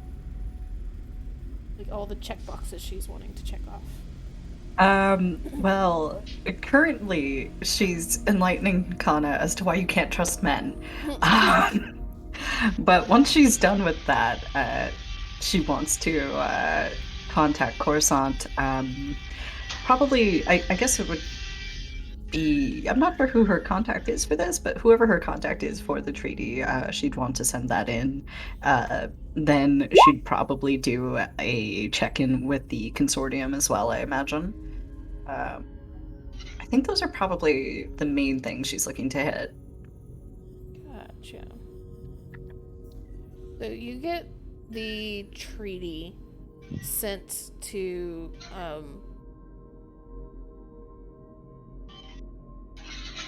the Senate fairly easily.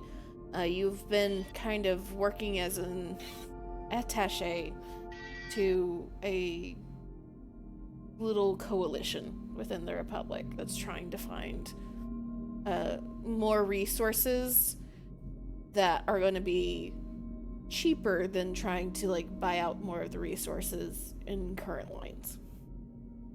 And that's where you saw an opportunity, where the consortium saw an opportunity to get kind of their names on the board. And so you get the treaty sent along, and the leader of your little coalition thanks you profusely and says that they'll move it along to get all the final officialized documents and everything in, and suggests that when the subject comes up next in Senate that you might consider being there, as it is your name attached to it.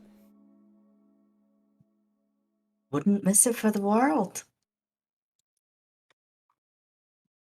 And there's a few more pleasantries and a few updates from what other people in the group have been doing and managing to accomplish at other places. But the conversation is fairly short, as the Senate sleeps for no person, and they have to rush off and continue. And you said you reach out to the consortium, correct? Yep. And so, when you reach out, are you reaching out to the consortium at large, or are you reaching out to your family? If he's on shaky terms with her family, I think she would probably, if there's a superior to her within the consortium here, I guess she would reach out to them first. She would reach out to her family as a tertiary thing. Well, I can say that since you are functioning as a diplomat for the Senate, that you would have a fairly direct contact with the Hapes senator. Yeah, that sounds good. So you reach out to her, and she is from another fairly influential family on Hapes, and is, however, the matriarch of that family. Well into her 60s. But still just as tall and proud and kind of stiff upper lip as any influential member of the consortium is. And when you reach out to her, she takes a little bit longer to connect through, and you see her all of a sudden on the projector. And you just get this very quiet, huh, you made it. I certainly did. Takes more than a hut to do me in. Well, there's already talk about you making a Good name for talk, I'm yourself. sure.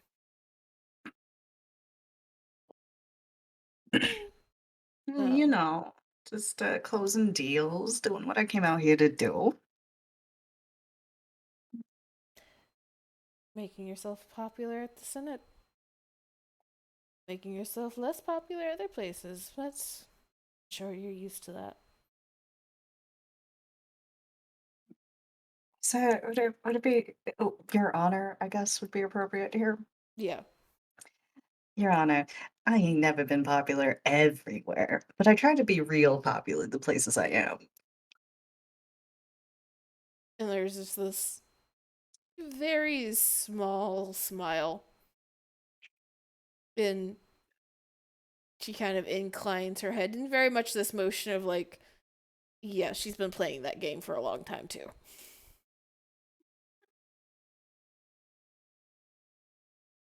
Well, You are suddenly more talked about than your mother or sisters. I almost feel like I should roll to conceal to conceal if he's complete and utter pride at that. 'Cause this is Hapes we're talking about. I will make a cool check. How good are you at keeping it cool? All right. What do you say here for difficulty? Considering her story, I'd say it's probably a 3. Yeah, that sounds about right to me.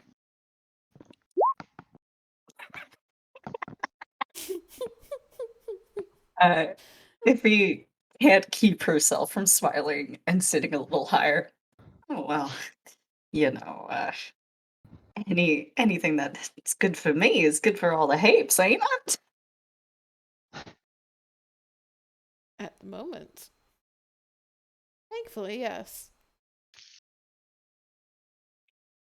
You've positioned me in such a way that I am able to make a few more demands on behalf of Hapes. We weren't able to do that 2 weeks ago.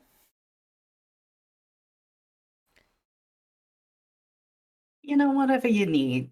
You got another job lined up. I'm your gal. Hopefully, you are able to handle any future jobs with a little bit less blaster fire, from what I hear. Your Honor, you wouldn't have took me on if you wanted me to if you wanted to send me on jobs that didn't require a blast of fire. And there's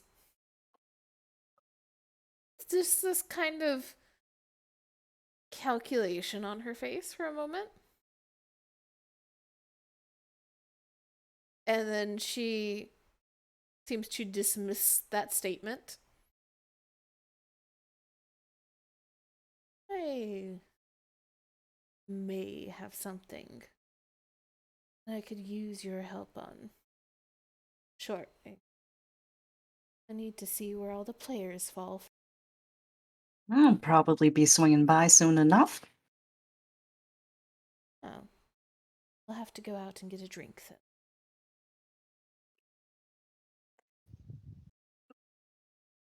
Make a joke about poisoning.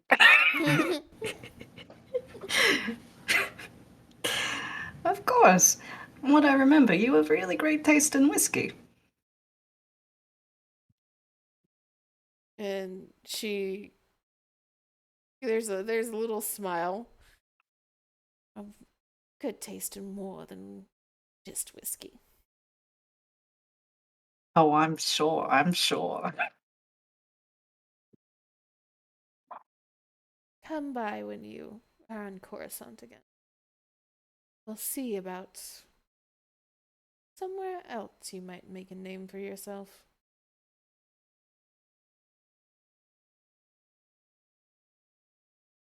And If he Oh, gone. no, you can go ahead. I was just going to say if he thanks her. She'll kind of nod slightly. And she looks like she's about to cut off the transmission. And then stops herself. And there's this look on her face for a moment before she says, and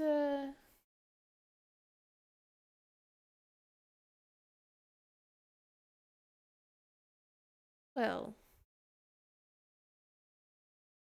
let's just see how your family reacts once you're actually in good with the senator on the planet. And then she cuts off the transmission. The second the transmission is done, if he stands up and just happily starts pacing around. Did you guys hear that? Did you guys hear that? I did. more popular than my mother and my sister. Would That's we have met amazing. them? I would say Kane and Marcy might have met Iffy's mother in passing. They probably wouldn't have met her sister because her sister was kept very far away from everything illegal. But we would know, like, the whole. Would we know anything about the ordeal of that causes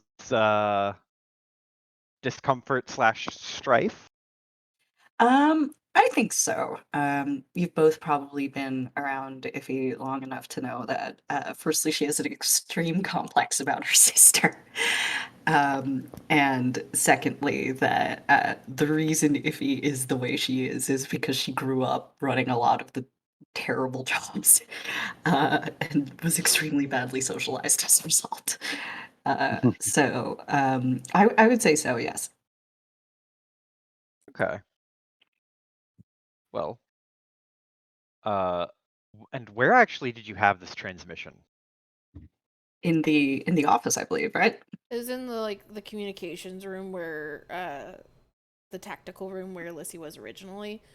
Kane, if you went to go talk to Atreyu, you were on the opposite side of the compound. Yeah, I was gonna say, like, if you're having a transmission in there, Kane would not be there. I'll tell them later. Yeah.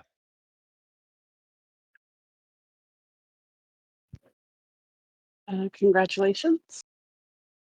Oh, thank you, thank you. You don't, you don't know how long I've waited to hear those words.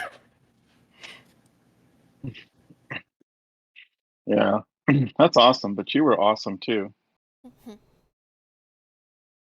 Everybody was awesome. What did I just finish telling Kana? Yeah, I get you. I get you. The negotiation you were doing, I don't even understand how you did it. It was so. I've never seen anything like it before. Thank you, Marcy. That's real kind of you to say. To be Yeah. honest with you, after a while, all those negotiations kind of start blurring together. It all just becomes this sea of numbers that you're talking about, and you're almost not even there. Well, I assure you, I couldn't even imagine doing anything like that ever. I didn't even know it was possible. And I can't imagine getting that yacht up in the air, so look, we're even, eh? Okay. I'm glad I could help. I'm glad we didn't die in the air. I'll show Uh, Ellie. I bet she don't have a nice pilot. I bet she don't have a pilot at all. I bet all she's got is a chauffeur. yeah, I think you're right. Technically speaking, I think any of your entourage could be a chauffeur. It's not that. Oh, yeah, but it's it's a whole different vibe.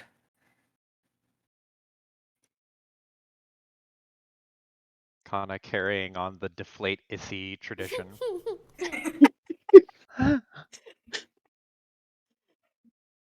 But she wasn't trying to deflate her. She's actually trying to make her feel better. I mean, you know what? I bet if we put Marcy in the right duds, I bet she looks even better than Ellie's chauffeur. I bet you anything. You mean a makeover? You want a makeover? Oh I've no. never had one before. Oh You want a no. makeover? We'll get you a makeover. I mean, we can't do it here. I mean, no offense, but it don't look like this is the sort of place I got spas and such. Good hairdressers. But once we're back on Coruscant, let's look into that. Connor, you want a makeover? Uh, there's no need. Thank you for the I've never had one before. I want to see what it looks like. Not even as a bonding thing? Eh, Don't wanna hang out with your friends? I I well, spent I a life mean, not thinking Oh. my looks are important. So it's not something I thought about ever until now. I'm glad to give you the opportunity. Look, everybody should have a day or two where they feel on top of the world. You ask me, that's part of the problem with the galaxy outside of the consortium is you people don't understand beauty. I don't. I want to be part of this conversation, but I You'll I know. cannot. you'll be there Can in we a hear this? moment. You'll be there in a moment. You're having fashion talk with the literal two fashionists. Not This is all gonna happen with Kane off screen, and then Kane's going to come back one day and everyone's going to have gone to a makeover, and he's gonna be like, why? We'll have those anime close-ups of everybody with like the sparkles and everything and the soft lighting. I mean, I guess if it's a bonding experience, I wouldn't mind. Never really had a makeover before.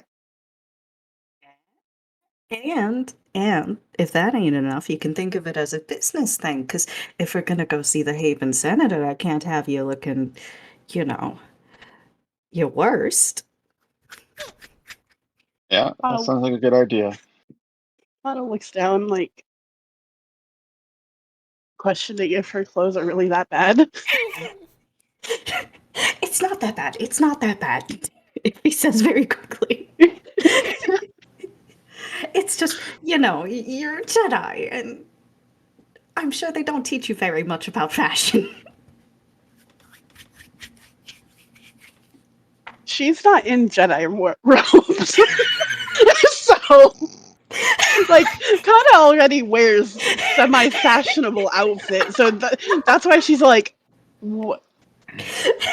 um, wow, is my sense of fashion really that bad? It's not that bad. It's not that bad. It's just, a little freshening up. I'll take your word for it. Trust me, by the time that our stylists are done with you, you'll be a whole new Kana. And we will pause this conversation there, go back to the office with Thisme and Vialexa. And Lucy kind of shifts from the maybe to looking over the two of you again. I need information about a illegal transfer of Bacta and other medical equipment.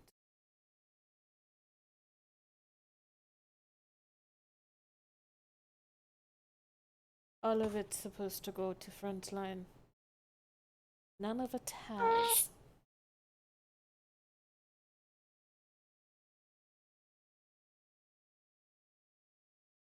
Think you can find smuggling web? May will just kind of giggle. I'm sure that won't be a problem. Oh yeah, Desi knows so many smuggling rings. I mean, it's usually not for. Well, it is for medical supplies technically. You can call them that. Yeah. Lissy holds up a hand of like, I don't want to hear any more of this conversation. And then slowly puts her hand back in her lap. Nods. Good.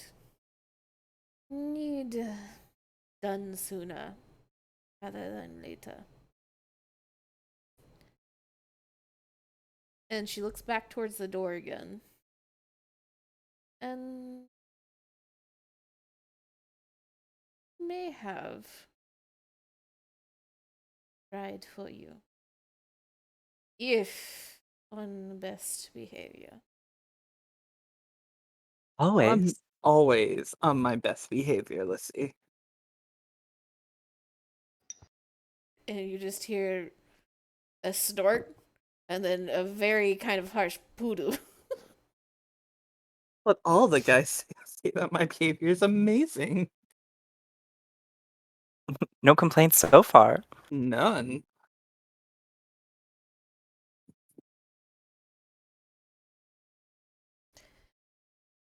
And there's a flash of a look on Lissy's face for a moment. It's not the first time you've seen it. It's rare.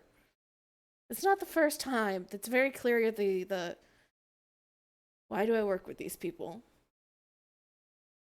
And just that kind of like slow shift of pulling yourself back together and straightening up.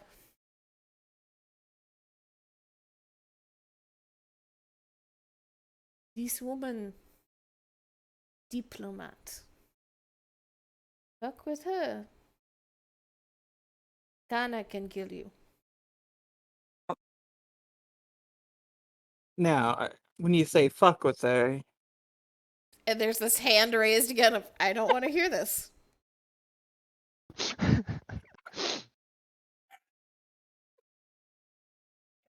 we won't Understand. we won't sabotage her, don't worry. If that's what you mean. And she nods slowly. I will introduce. Are we doing half now, half later like usual? If she agrees to take you. Fair enough.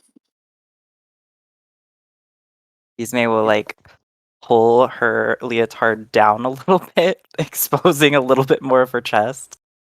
You can see Violexa pressing her hands behind her back and like putting her feet on the desk.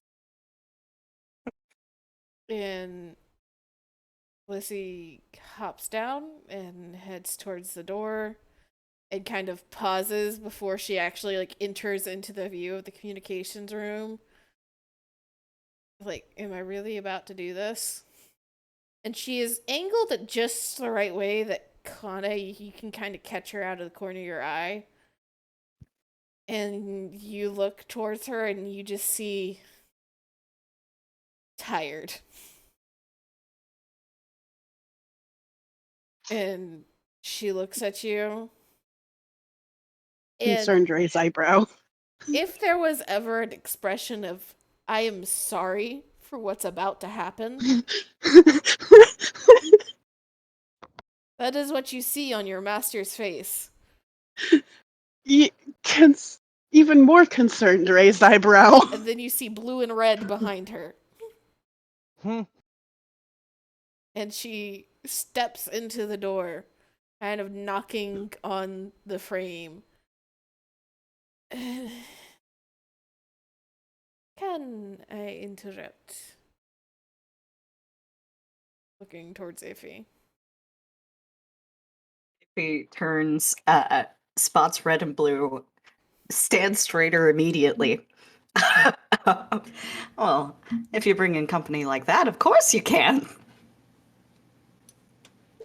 And tired again. I used to help me sometimes.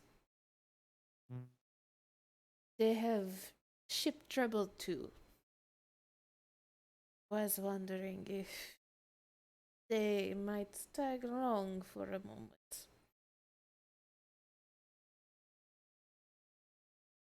We make really great stowaways.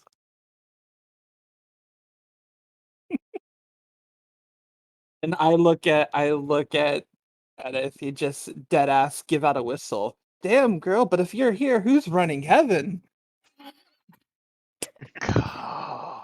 Ismay will roll her eyes. And Kana looks at Lissy like, Lissy is like one hand supporting an elbow and the other hand just like face palming. And you hear the very distinct muttering of, if that saber had just been a little higher.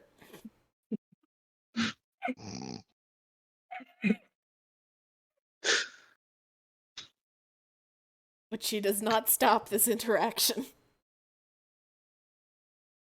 Oh, I seem to have lost my way a little bit, but maybe you could guide me back, seeing as you just got back from there.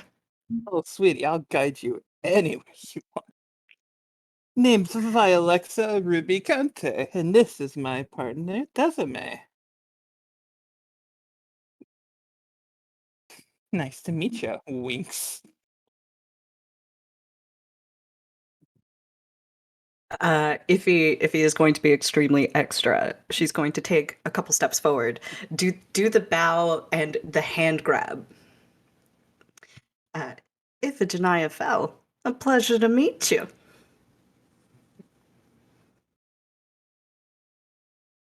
Looks to Kana. Hey there, Bubblegum. Never gotten to speak to you before. We couldn't forget a face like that. Oh, absolutely not. Or that ass.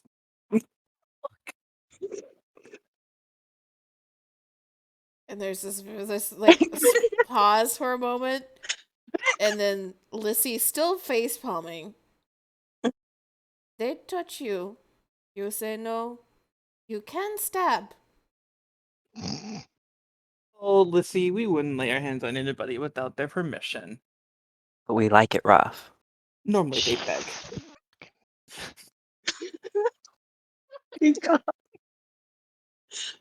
Kana is looking at her master like, what the fuck? I don't think we've formally met.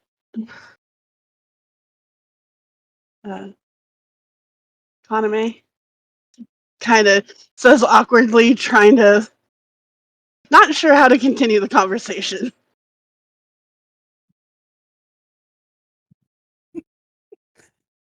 This is borderline harassment.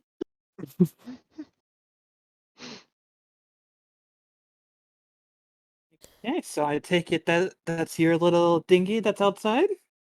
Thank All the good meaning is gone. Well, I mean, it looks like a yacht, but it looks more like a dinghy right now. I mean, you gotta get that thing repaired, you know? Now wait just 1 second here. That is a top of the line Hapen yacht. You can't just go calling it a dinghy just because it's got a few scratches. I like wrap my arm around Kira, motion her to the window, open it, letting her look at it. So what? Okay, she's a little scratched up. All right. Look, She all got I'm saying is a princess like you shouldn't be riding something like that. well. Remember, she has no ship. She's Yeah, we have no talking ship, by the bullshit. way. Yeah, we have no ship, by the way. I mean, we had a ship. I mean, we did have a ship, but we got into some trouble. So you're showing up naked and critiquing what I'm wearing. Hey, just because I'm not scared of how I look doesn't mean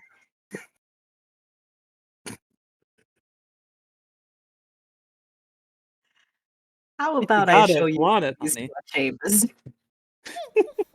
Wait, what'd you say, Kira? If he is offering to show them to the rooms on the ship. Oh, absolutely. Looks to Lizzie. I think that means we're in, boss. And But no more calling it a dinghy. You call it a dinghy one more time, I'm gonna give you the uncomfortable rooms. Oh, I'm sure you wouldn't let us go in uncomfort. I'm from Hapes. There's a whole lot of things I could do. Oh, I'm sure you could do a lot to us. Winks. It's that easy to break you, huh? Good, it's good. I just appreciate it. I warned I'm gonna make this character as unattached as possible. And Lissy just watches this for a second, and Jedi don't age the same as everybody else, but you're fairly certain that you just see her age at least 5 years in the span of about 30 seconds. And she just sighs and motions, for, like, steps aside and motions for Iffy and Vilexa and Thisme and Marcy to head out. But she kind of snags Kana's elbow before she can follow along the train. Conan doesn't want to follow along the train. Yet. Soon.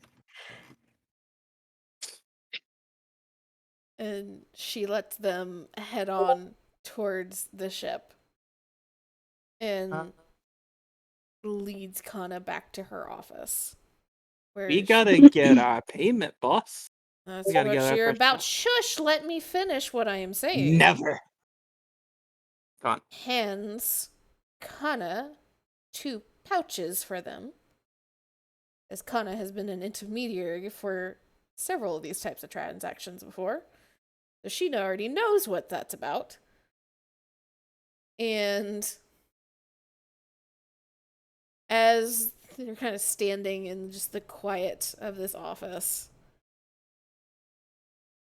she looks over Kana and first just kind of looks mildly perturbed. Vilexa, Thisme, getting information for me. Be good. Crazy, but good. They hurt you. They hurt Iffy. You know what to do.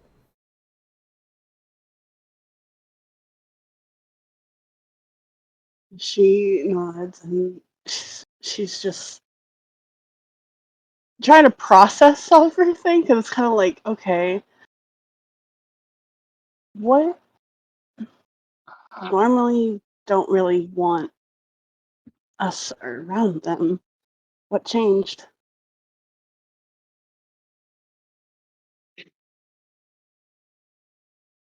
And there's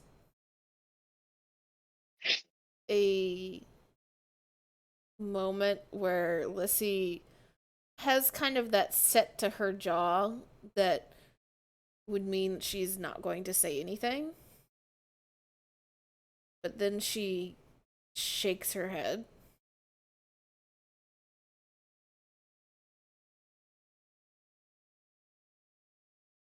You were going poorly. Need every advantage. Can no longer be picky. And time you prove yourself.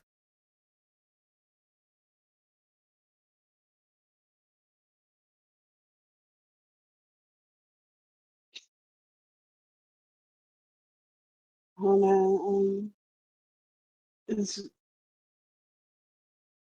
she takes those words very seriously and she she nods her head and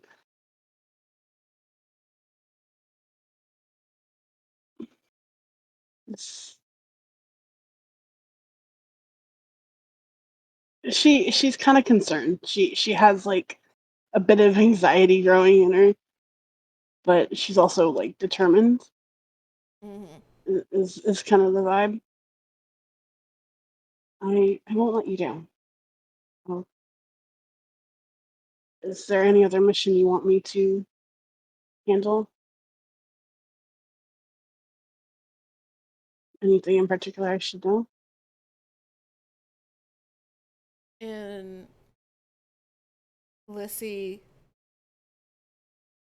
seems to consider her words for a moment. And slowly shakes her head. Not now, but soon.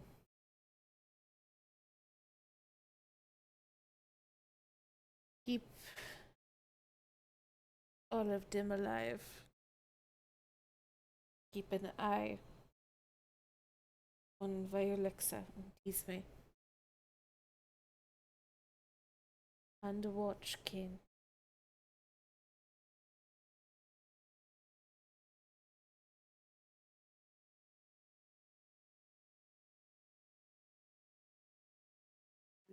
I won't let you down, Master.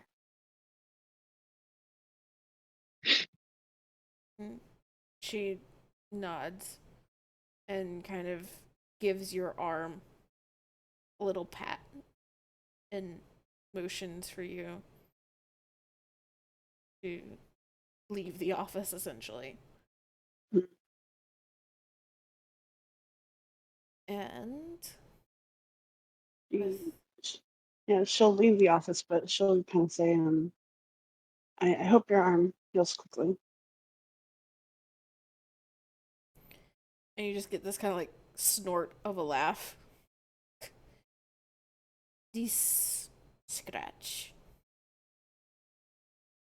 Not seeing what got when I was Padawan. She kind of like pats her stomach where you know that there's a fairly massive scar.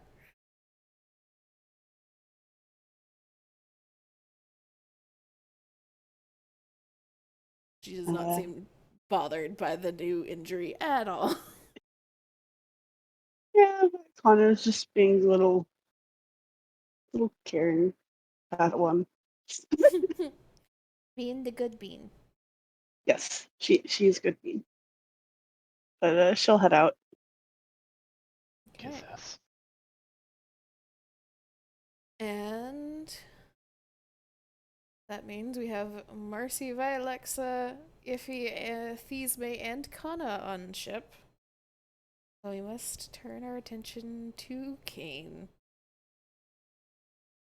And he went to talk to Atreyu during this time. Yes. So you, number one, did not know that Atreyu was in the compound until Lissy told you to go talk to him.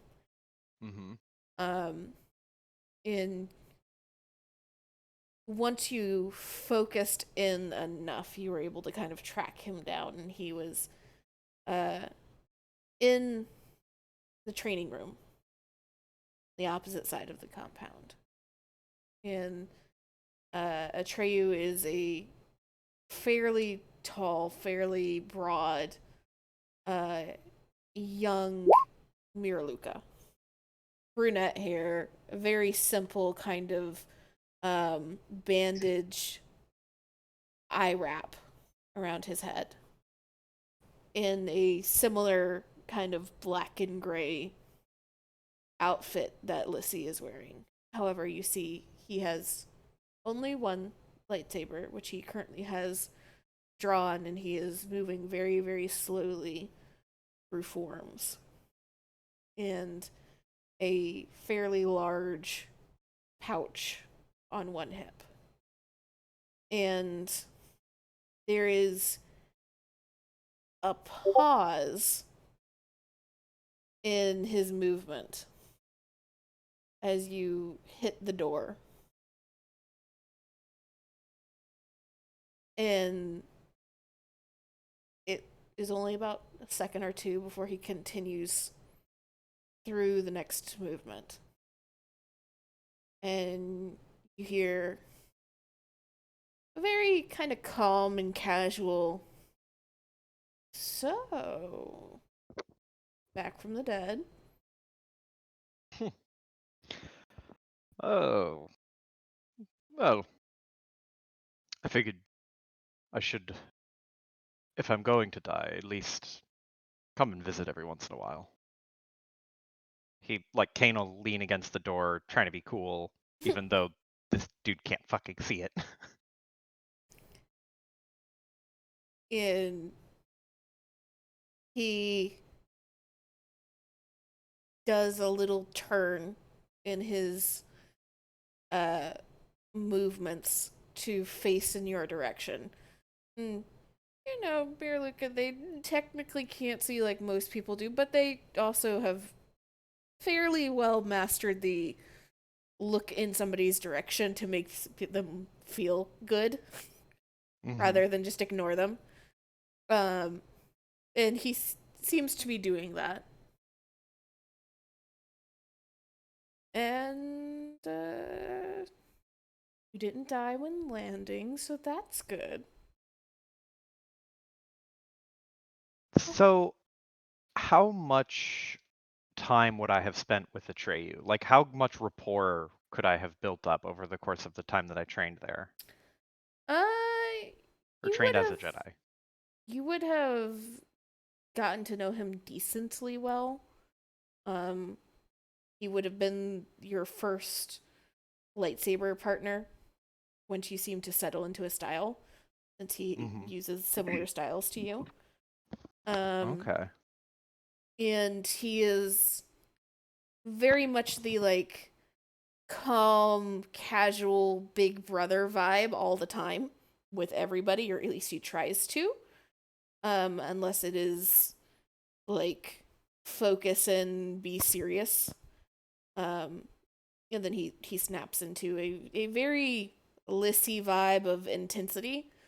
But outside of that, he is pretty calm and tries to be funny.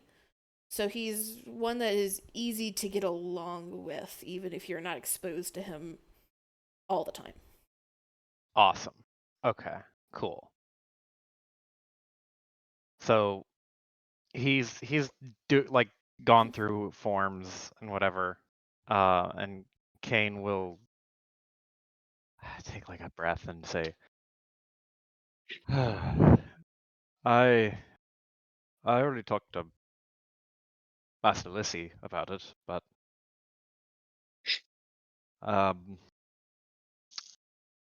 well, there's just a lot to think about, and she encouraged me to come talk to you. I didn't know you were here, to be honest. I've kind of well, I was never really that good at sensing people. He's kind of trying to play off the fact that he's lost a lot of his sense. He's kind of lost touch with a lot of his force training to an extent.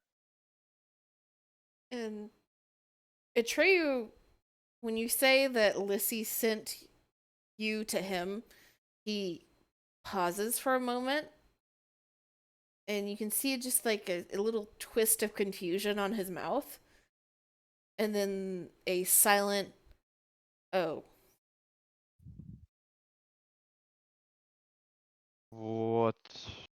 What's that look?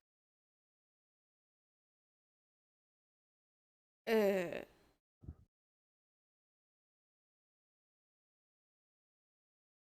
she. Well. And he very not gracefully, not subtly, continues in his form movements, but shifts so that he is facing away from you again. And there is a moment where he is silent, and then there's this small, "you remember I got stationed as a healer at the temple." I do. Did Kane? So he's pretty perceptive. He has a high cunning. He's not necessarily the most book smart person, but I figure he could probably start to put some pieces together between the way that Lissy reacted and why she sent him here. Mm-hmm. So there's a brief like moment of silence where he's just looking up and down at Atreyu doing his forms and says, uh, did something happen to Master Halomia?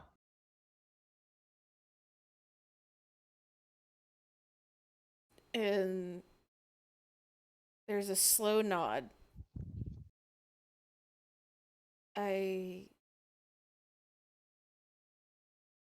don't know all of the details. Only one that, well, only ones that do are Lissy and a few of the other masters. But Lomi had disappeared for nearly 2 months around the same time you did. Well, she came back though, right? She was brought back. Has not left the healing wing since.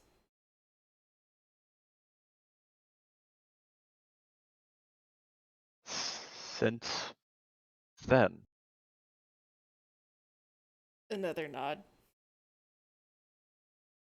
That, like, now Kane is just circling the emotional drain again. And there's just so many things going through his head. And he has 1,000 questions. And he can only really manage with all of it. Just, oh, I see. Have, uh, have you seen her? And at this point, Atreyu has disengaged the lightsaber and has moved kind of sidelong to you now. And he nods. I'm one of her primary healers. She's getting better. Talking That's finally. that's good. I she's awake then. He nods. That's not so bad, right?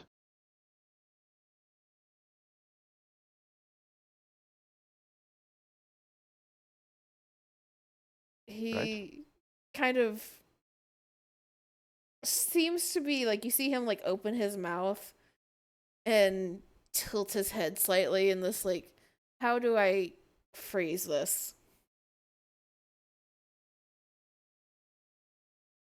It's better than she was. Come here, Bella. Come here. But Come here. I'm not understanding. Is she's getting better? Do you uh, who brought her back? What kind of condition was she in? This is she okay?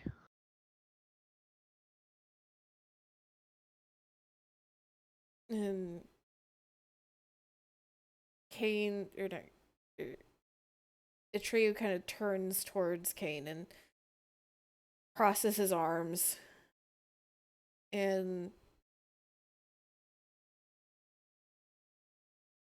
it is a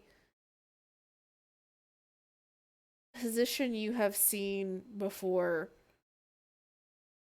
right before he was getting knighted, and right around the time where he was being knighted, where he was trying very carefully to figure out what all the rules were and how to follow all of the rules, essentially.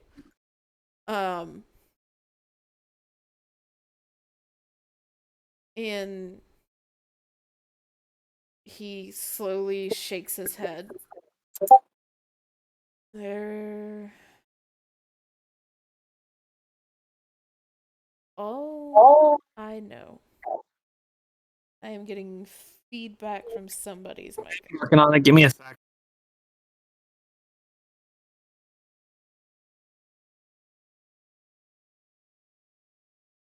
It says, all I know is that some of the masters went out without warning and came back nearly a week later with her. And it was a miracle she was alive.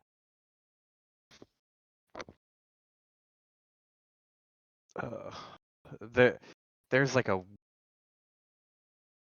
there is a weird sense of both anguish and a touch of pride of like she's not dead. I knew she could take care of herself, but also like he doesn't know what state she's in. And with every passing moment and every long pause that Atreyu takes, it's like it's really bad. It's really, really bad. And the like twinkle of pride of like, hey, she no matter how bad it got, she got out is starting to get more dull by the second. Um I, I what well what what do I do? I I'm not even uh, I'm not even who I was. Mm. Atreyu, see him shifting his weight for a second. And finally, well, I you can't see her. You're not in the but should you want to send her a message, I suppose I could settle along for you. Considering you're talking to me, I'm guessing Master Lissy is okayed you to some extent? She's given me a sort of trial period as a, I would think, as more of a favor to Master Hylomia and possibly, well, to me and possibly Master Hylomia.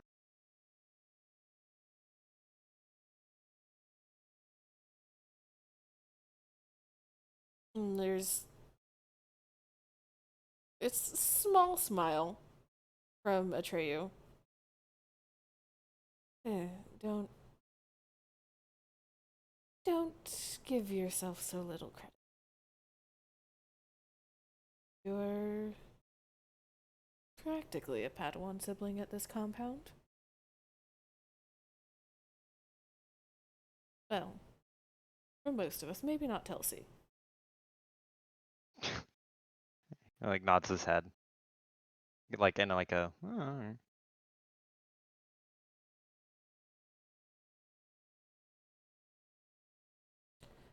I If don't know what I'm allowed to tell you, frankly.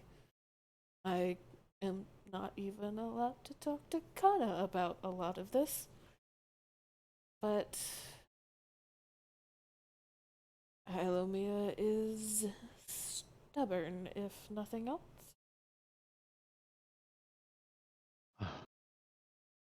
Oh, that didn't change.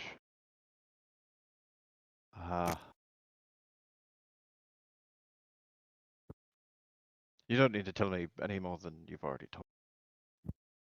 As much as I want to know, as curious as I am, as worried as I am, there's only enough room outside of the order for one of us. But You get a little chuckle. well, if you could tell her that I'm all right and that I'm not dead, and that I'm sorry I failed her, I would be very thankful.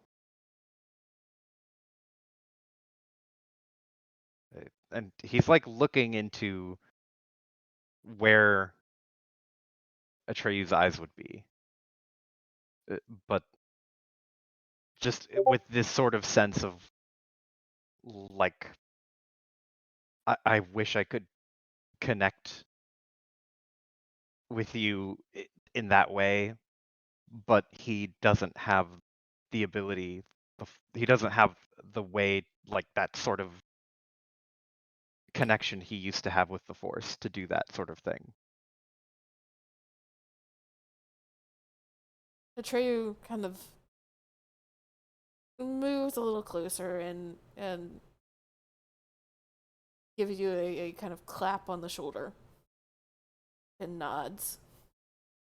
I'll tell her. And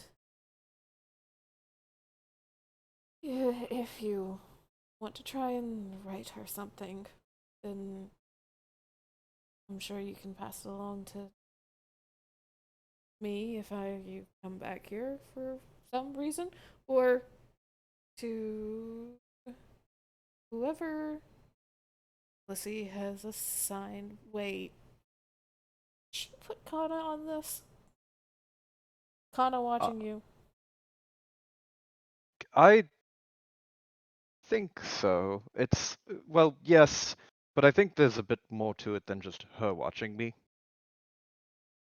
I think it's a two-way kind of test, which is, he like tilts his head and does this kind of look to the floor and just goes, which is, now that I'm thinking about it, a lot process, but it will be fine. She'll be fine. She's totally immediately just waves his hands, dismisses the whole thing. You see Atreyu open his mouth to say something and close it with like an audible click of I am not getting into that. And then another like quick like slap to the shoulder. It just, yeah. Good luck. Ah, thank you. I will need as much as I can get. I don't know that that's gonna be enough. Just nods his head and wants to quip, but like just thinks about it and just goes, "Oh boy, oh, he got a point." You know, I'll I think we have a fresh bottle of whiskey in the lounge. You might want a cup or two before you leave. That sounds delightful. I will take you up on that offer. And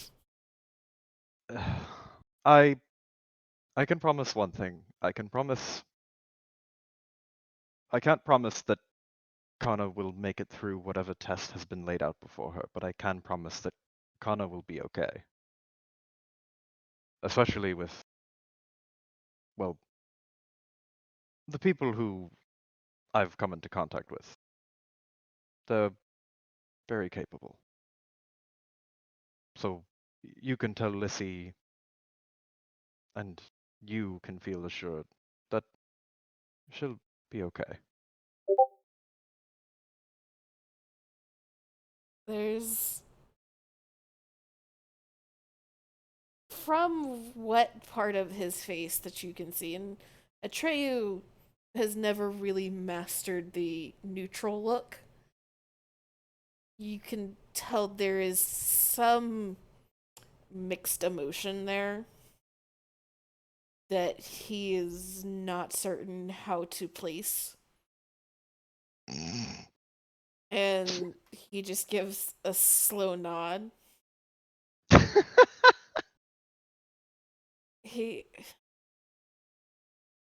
I somehow doubt the two of you will come out of this too poor. But either way, if you want to send something to Hylomi, have Kana send it my way. I'll make sure she receives it. Thank you. I will take you up on that offer. Oh. It was good to see you. It feels like it's been far longer than it actually has been. And there's this little, kind of small smile. A very earnest one. Well, it was nice to have you around. Wasn't surrounded by the women all the time. He does like a very slow nod, just like, I am. It's. I know your pain. It is a very slow, pained look of recognition of like, yep. I think we both need a drink. And he just like arm like thrown around your shoulder in this like very friendly fashion, turns you around, heads towards the lounge, coming out of the opposite hallway right as the chaos crew is exiting the other side of the lounge. 2 additional women. And as soon as they hit the lounge, Atreyu kind of lifts his chin, sensing Vialexa and Thisme, and you just get this very casual, ladies. Ray, are you gonna pour me a drink? Shouldn't you be doing that for the blind man? We both know you can see. And there's this like little snort from him. And he's heading towards the table with the whiskey and then pauses, looks back over his shoulder at Kane, turns his head towards the rest of the group, looks back towards Kane. Wait. This is the people you've run into. Kane only knows them in passing, right? Yes, you would have seen them. He like he has a look somewhere between like cautious but not put off yet, just very like, okay. And he nods and just goes, I suppose so. Is Iffy with them? Or is it just Chaos Crew? I think if he's with us. Yeah, it's everybody except Kana. Oh, and Everybody except Kana. Okay, so he would look at Iffy and Marcy and be like, well, the original 2 that I had are these 2, and he does like a vague gesture in their direction. I haven't properly met either of you ladies yet. And he'll tentatively hold out a hand to whichever of the two is closest. Marcy will step up. Hi, I'm Marcy. Shake your hand. Uh, Kane just like visibly deflates. Just Marcy, this, Yep. and he's shaking your hand. Just automatically going through with the gesture. He's shaking your hand, and he gestures from you to Atreyu, and he's like, Marcy, this is Atreyu. Atreyu, Marcy, traveling companion, Padawan. Well, sorry, knight. Atreyu, previous Padawan sibling. And Atreyu just kind of grins at Marcy and gives a little nod in her direction. Well, nice to meet you. It's like, May will step forward and be like, "Hi, I'm May, and the pleasure is all mine." hello, and he looks down at Marcy and his hands still shaking, and he just like uh pulls his hand out. Uh, pleasure to meet you. My name is Kane. Uh, are you going to be joining us? She'll like look in Iffy's direction, looking for approval. At the same time you look to Iffy, Kane also looks to Iffy. If he is all grins, this is the happiest you've seen her in 2 weeks. Oh yeah, they're coming along. Atreyu, who has been pouring the drink this time, hears this, had stopped, and it's just like 2 fingers of whiskey, pours another 2 fingers of whiskey in, and hands it to Kane.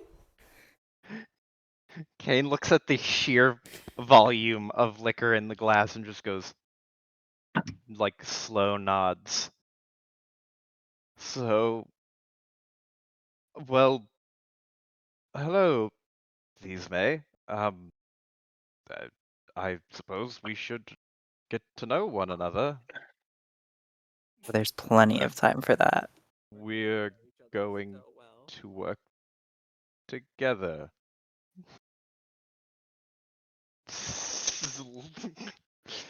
And he turns towards oh fuck, I can't remember your character's name, Piper. Your character's name has like 30 syllables. Violetta. Lexa. Vialexa, sorry. You can call me Vialexa. Lexa, sweetie, and we're gonna get to know each other so well. Is Piper's Oh. mic I like can Can you not hear You me? are very quiet, but I turned you up. Hold up. Gotcha. I'm gonna just change my. Hello. There we go. There you that's go. better? I was saying my name's Vialexa, but you can just call me Lexa, sweetie, and we're gonna get to know each other so well. Kane, like, his mouth is hanging open just a little bit, and he like with total robotic behavior, like moves his hand over from May to Lexa and goes to shake your hand with his other hand bringing the whiskey up to his mouth and taking one big ol' swig. Can I handle the whiskey shot? If you bring your glasses back Yes. and yeah, so you'll get a small, like a single finger of whiskey. I just down it in one gulp, setting it back down next to him. Whew! Looking forward to working with you, big guy. Pats his shoulder. Hey, it's I Kane.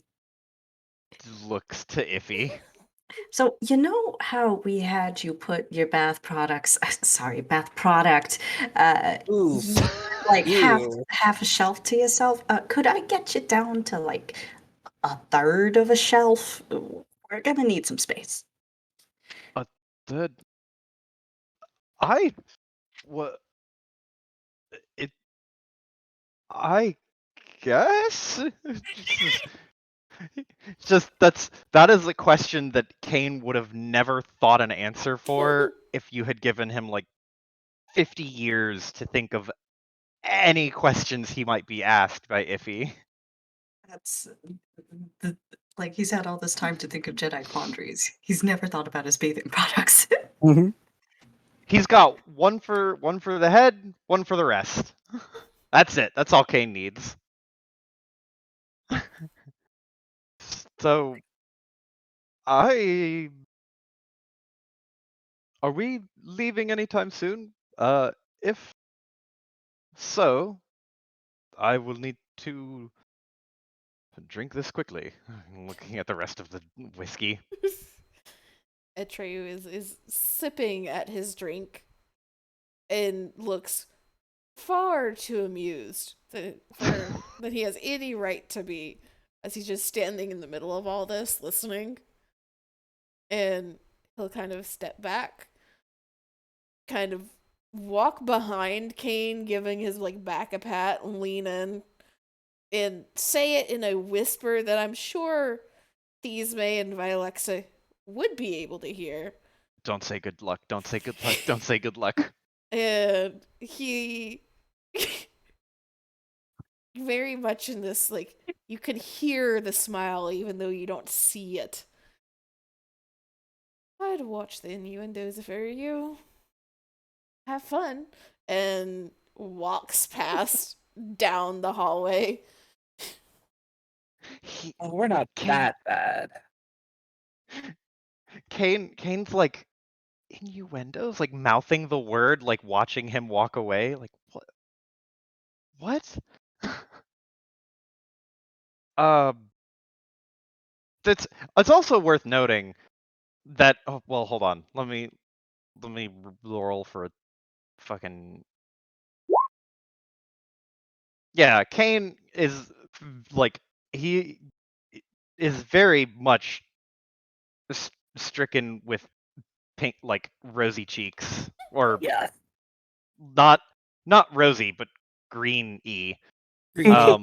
Yeah, he's got like a slightly different tinge of green on his cheeks. That's it's definitely something that you can see.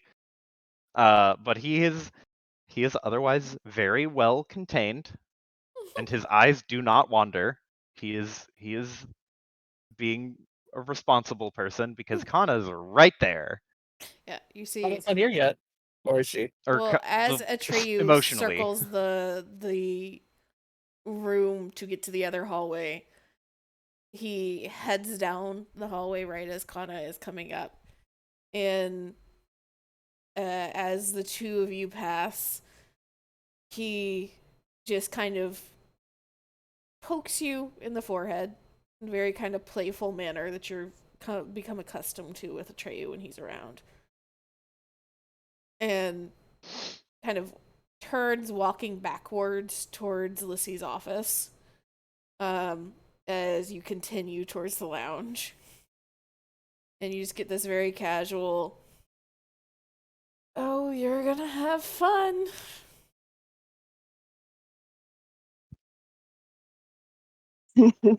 When Kana left the room, she had like this weight on her shoulders, like an aura of heaviness.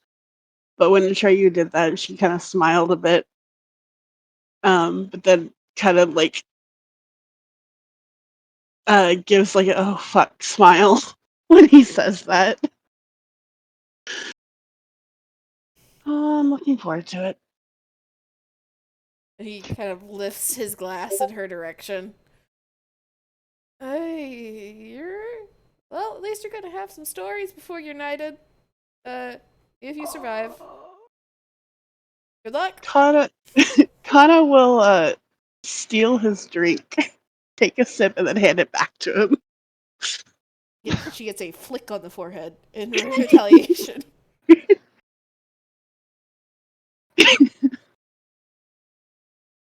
Oh god, I'm gonna need it, aren't I? Mm. You and Kane are gonna need a lot of things. Just saying. Yeah, the first thing you see when you round the corner is both red and blue cornering green, and green looking quite dumbstruck with a half of a highballer of whiskey remaining, and like a very, very flush face. Somewhere between alcohol and meeting these two.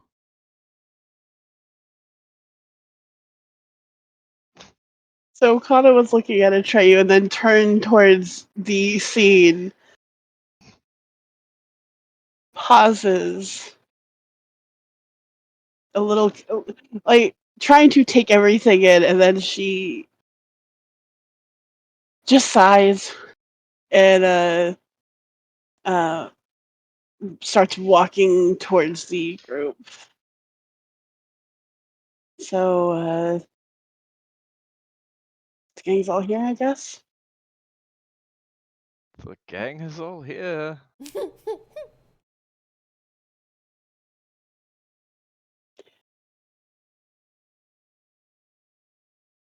Our So where are we headed? Yeah, we're not leaving immediately, are we? Yeah, we got. We'll hang out for at least a day, maybe two. Marcy, how are you feeling about repairs? You want to hang out here for a while, work on them?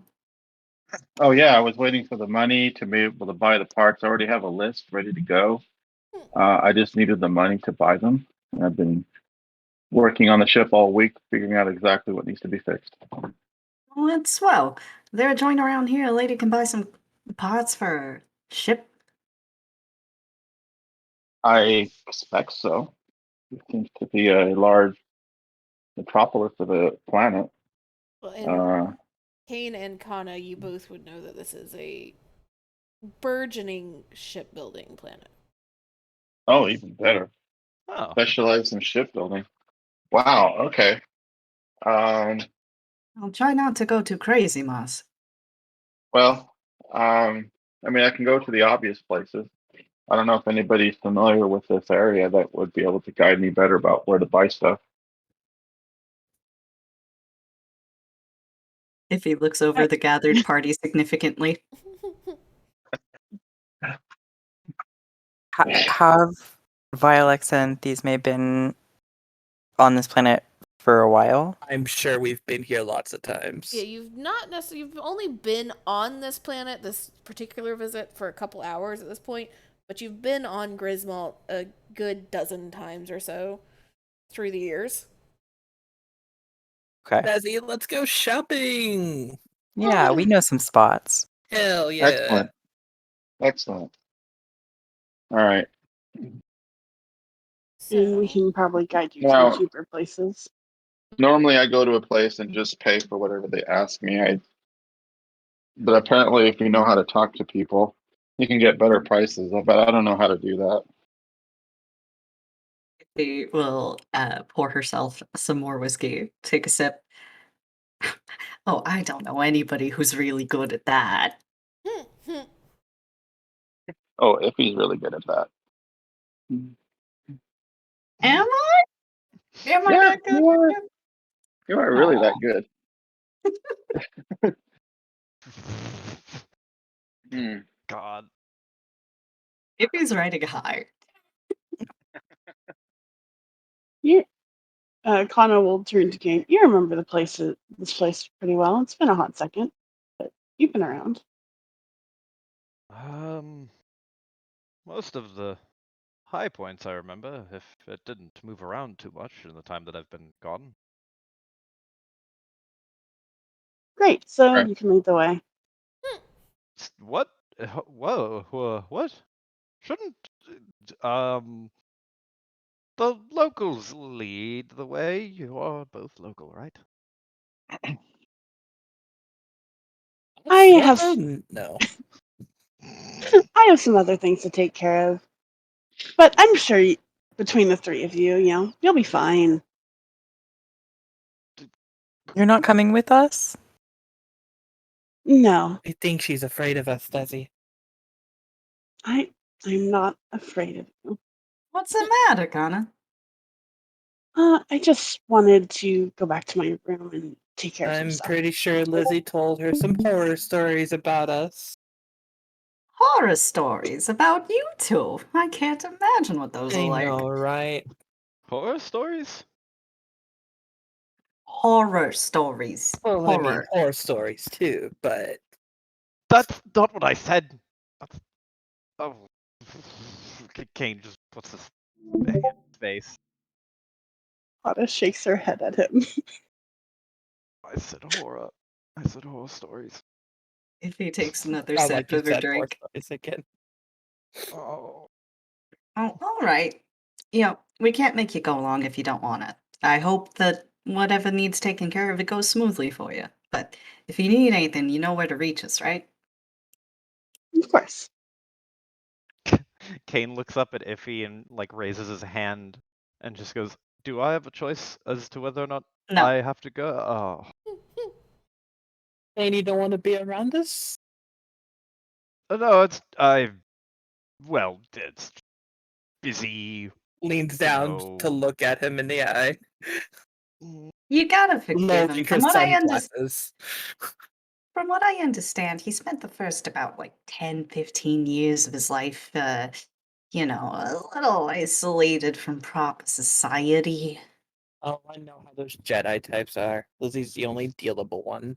I'm not a Jedi. Technically. Oh, so you're on the market then? That is what. Well, turns to Connor Yeah? like, Ye help. Kana, like her ears perk up at that, but she turns to Vilex and like, you have issues with Jedi, but you're working with them? Well, Lizzie's the only one that actually knows how to have some fun. The rest of them are And she pays boring. really And well. she pays really well.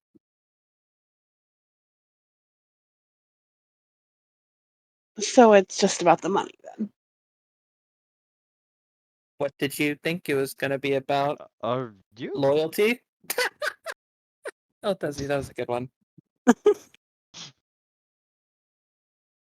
Sweetie, we're Exactly. mercenaries. Like I'm back home again. Yeah, but I'm sure there are other places that you could get good money that don't have to deal with people you seem to not like.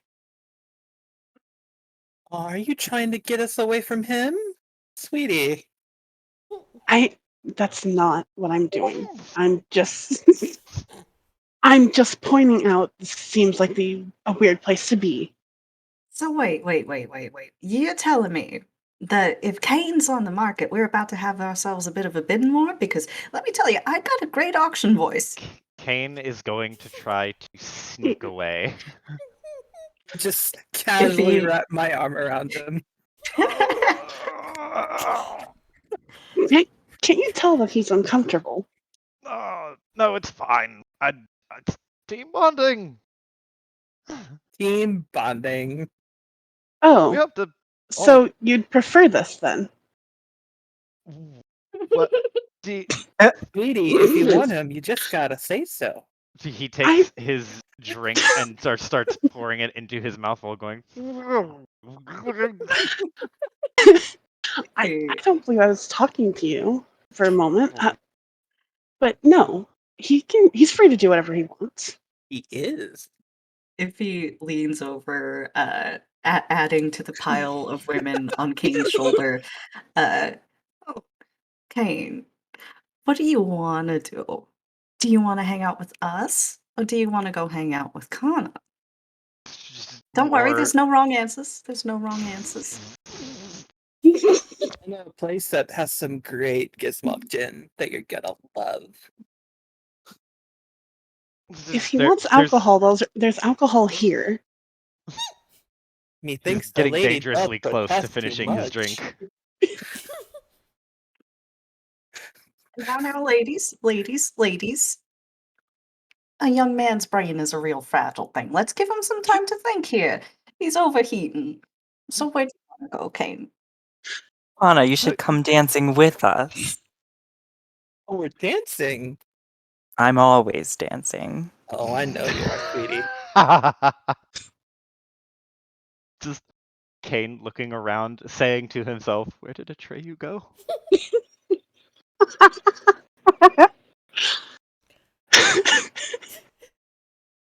If he shakes her head and sighs, friendly sigh. I forgot how much of a wreck you were back at the consortium. No wonder you needed me to show you around. She pats him on the shoulder again. Look, it's okay. You can go hang out with Kana. It'll be fine. I'll go shopping with these two ladies. I'm not gonna complain. Looks over at Kana and there's there's a lot more anxiety that has returned there that is not, it's just as bad as when she found out that he was actually alive, but it's a different flavor. Kana has gone to cross her arms over her chest a bit, not looking at Kane, looking more at Vialexa, but then like glancing every once in a while at him, just to see his opinion. He is doing the same thing. His opinion is clouded by alcohol, but his face is about as flushed as you can get. The alcohol is not helping his complexion at all. But he's literally like following your eyes in the opposite pattern, so you can tell when he's looking at Vialexa or at Thisve, but like when you're not looking at him, he looks at you. It's like, oh no. Fine, we'll make this easier. I'll go with you guys. Fine. That way, there's no problem. Yay! And it looks like Kane's a bit drunk, anyways, so he wouldn't be the best tour guide. Definitely drunk. I just, that's what's wrong. Sips an empty Mhm. glass. You just hear like a victory giggle from Vialexa. Because she knows she got to you. She's the winner here.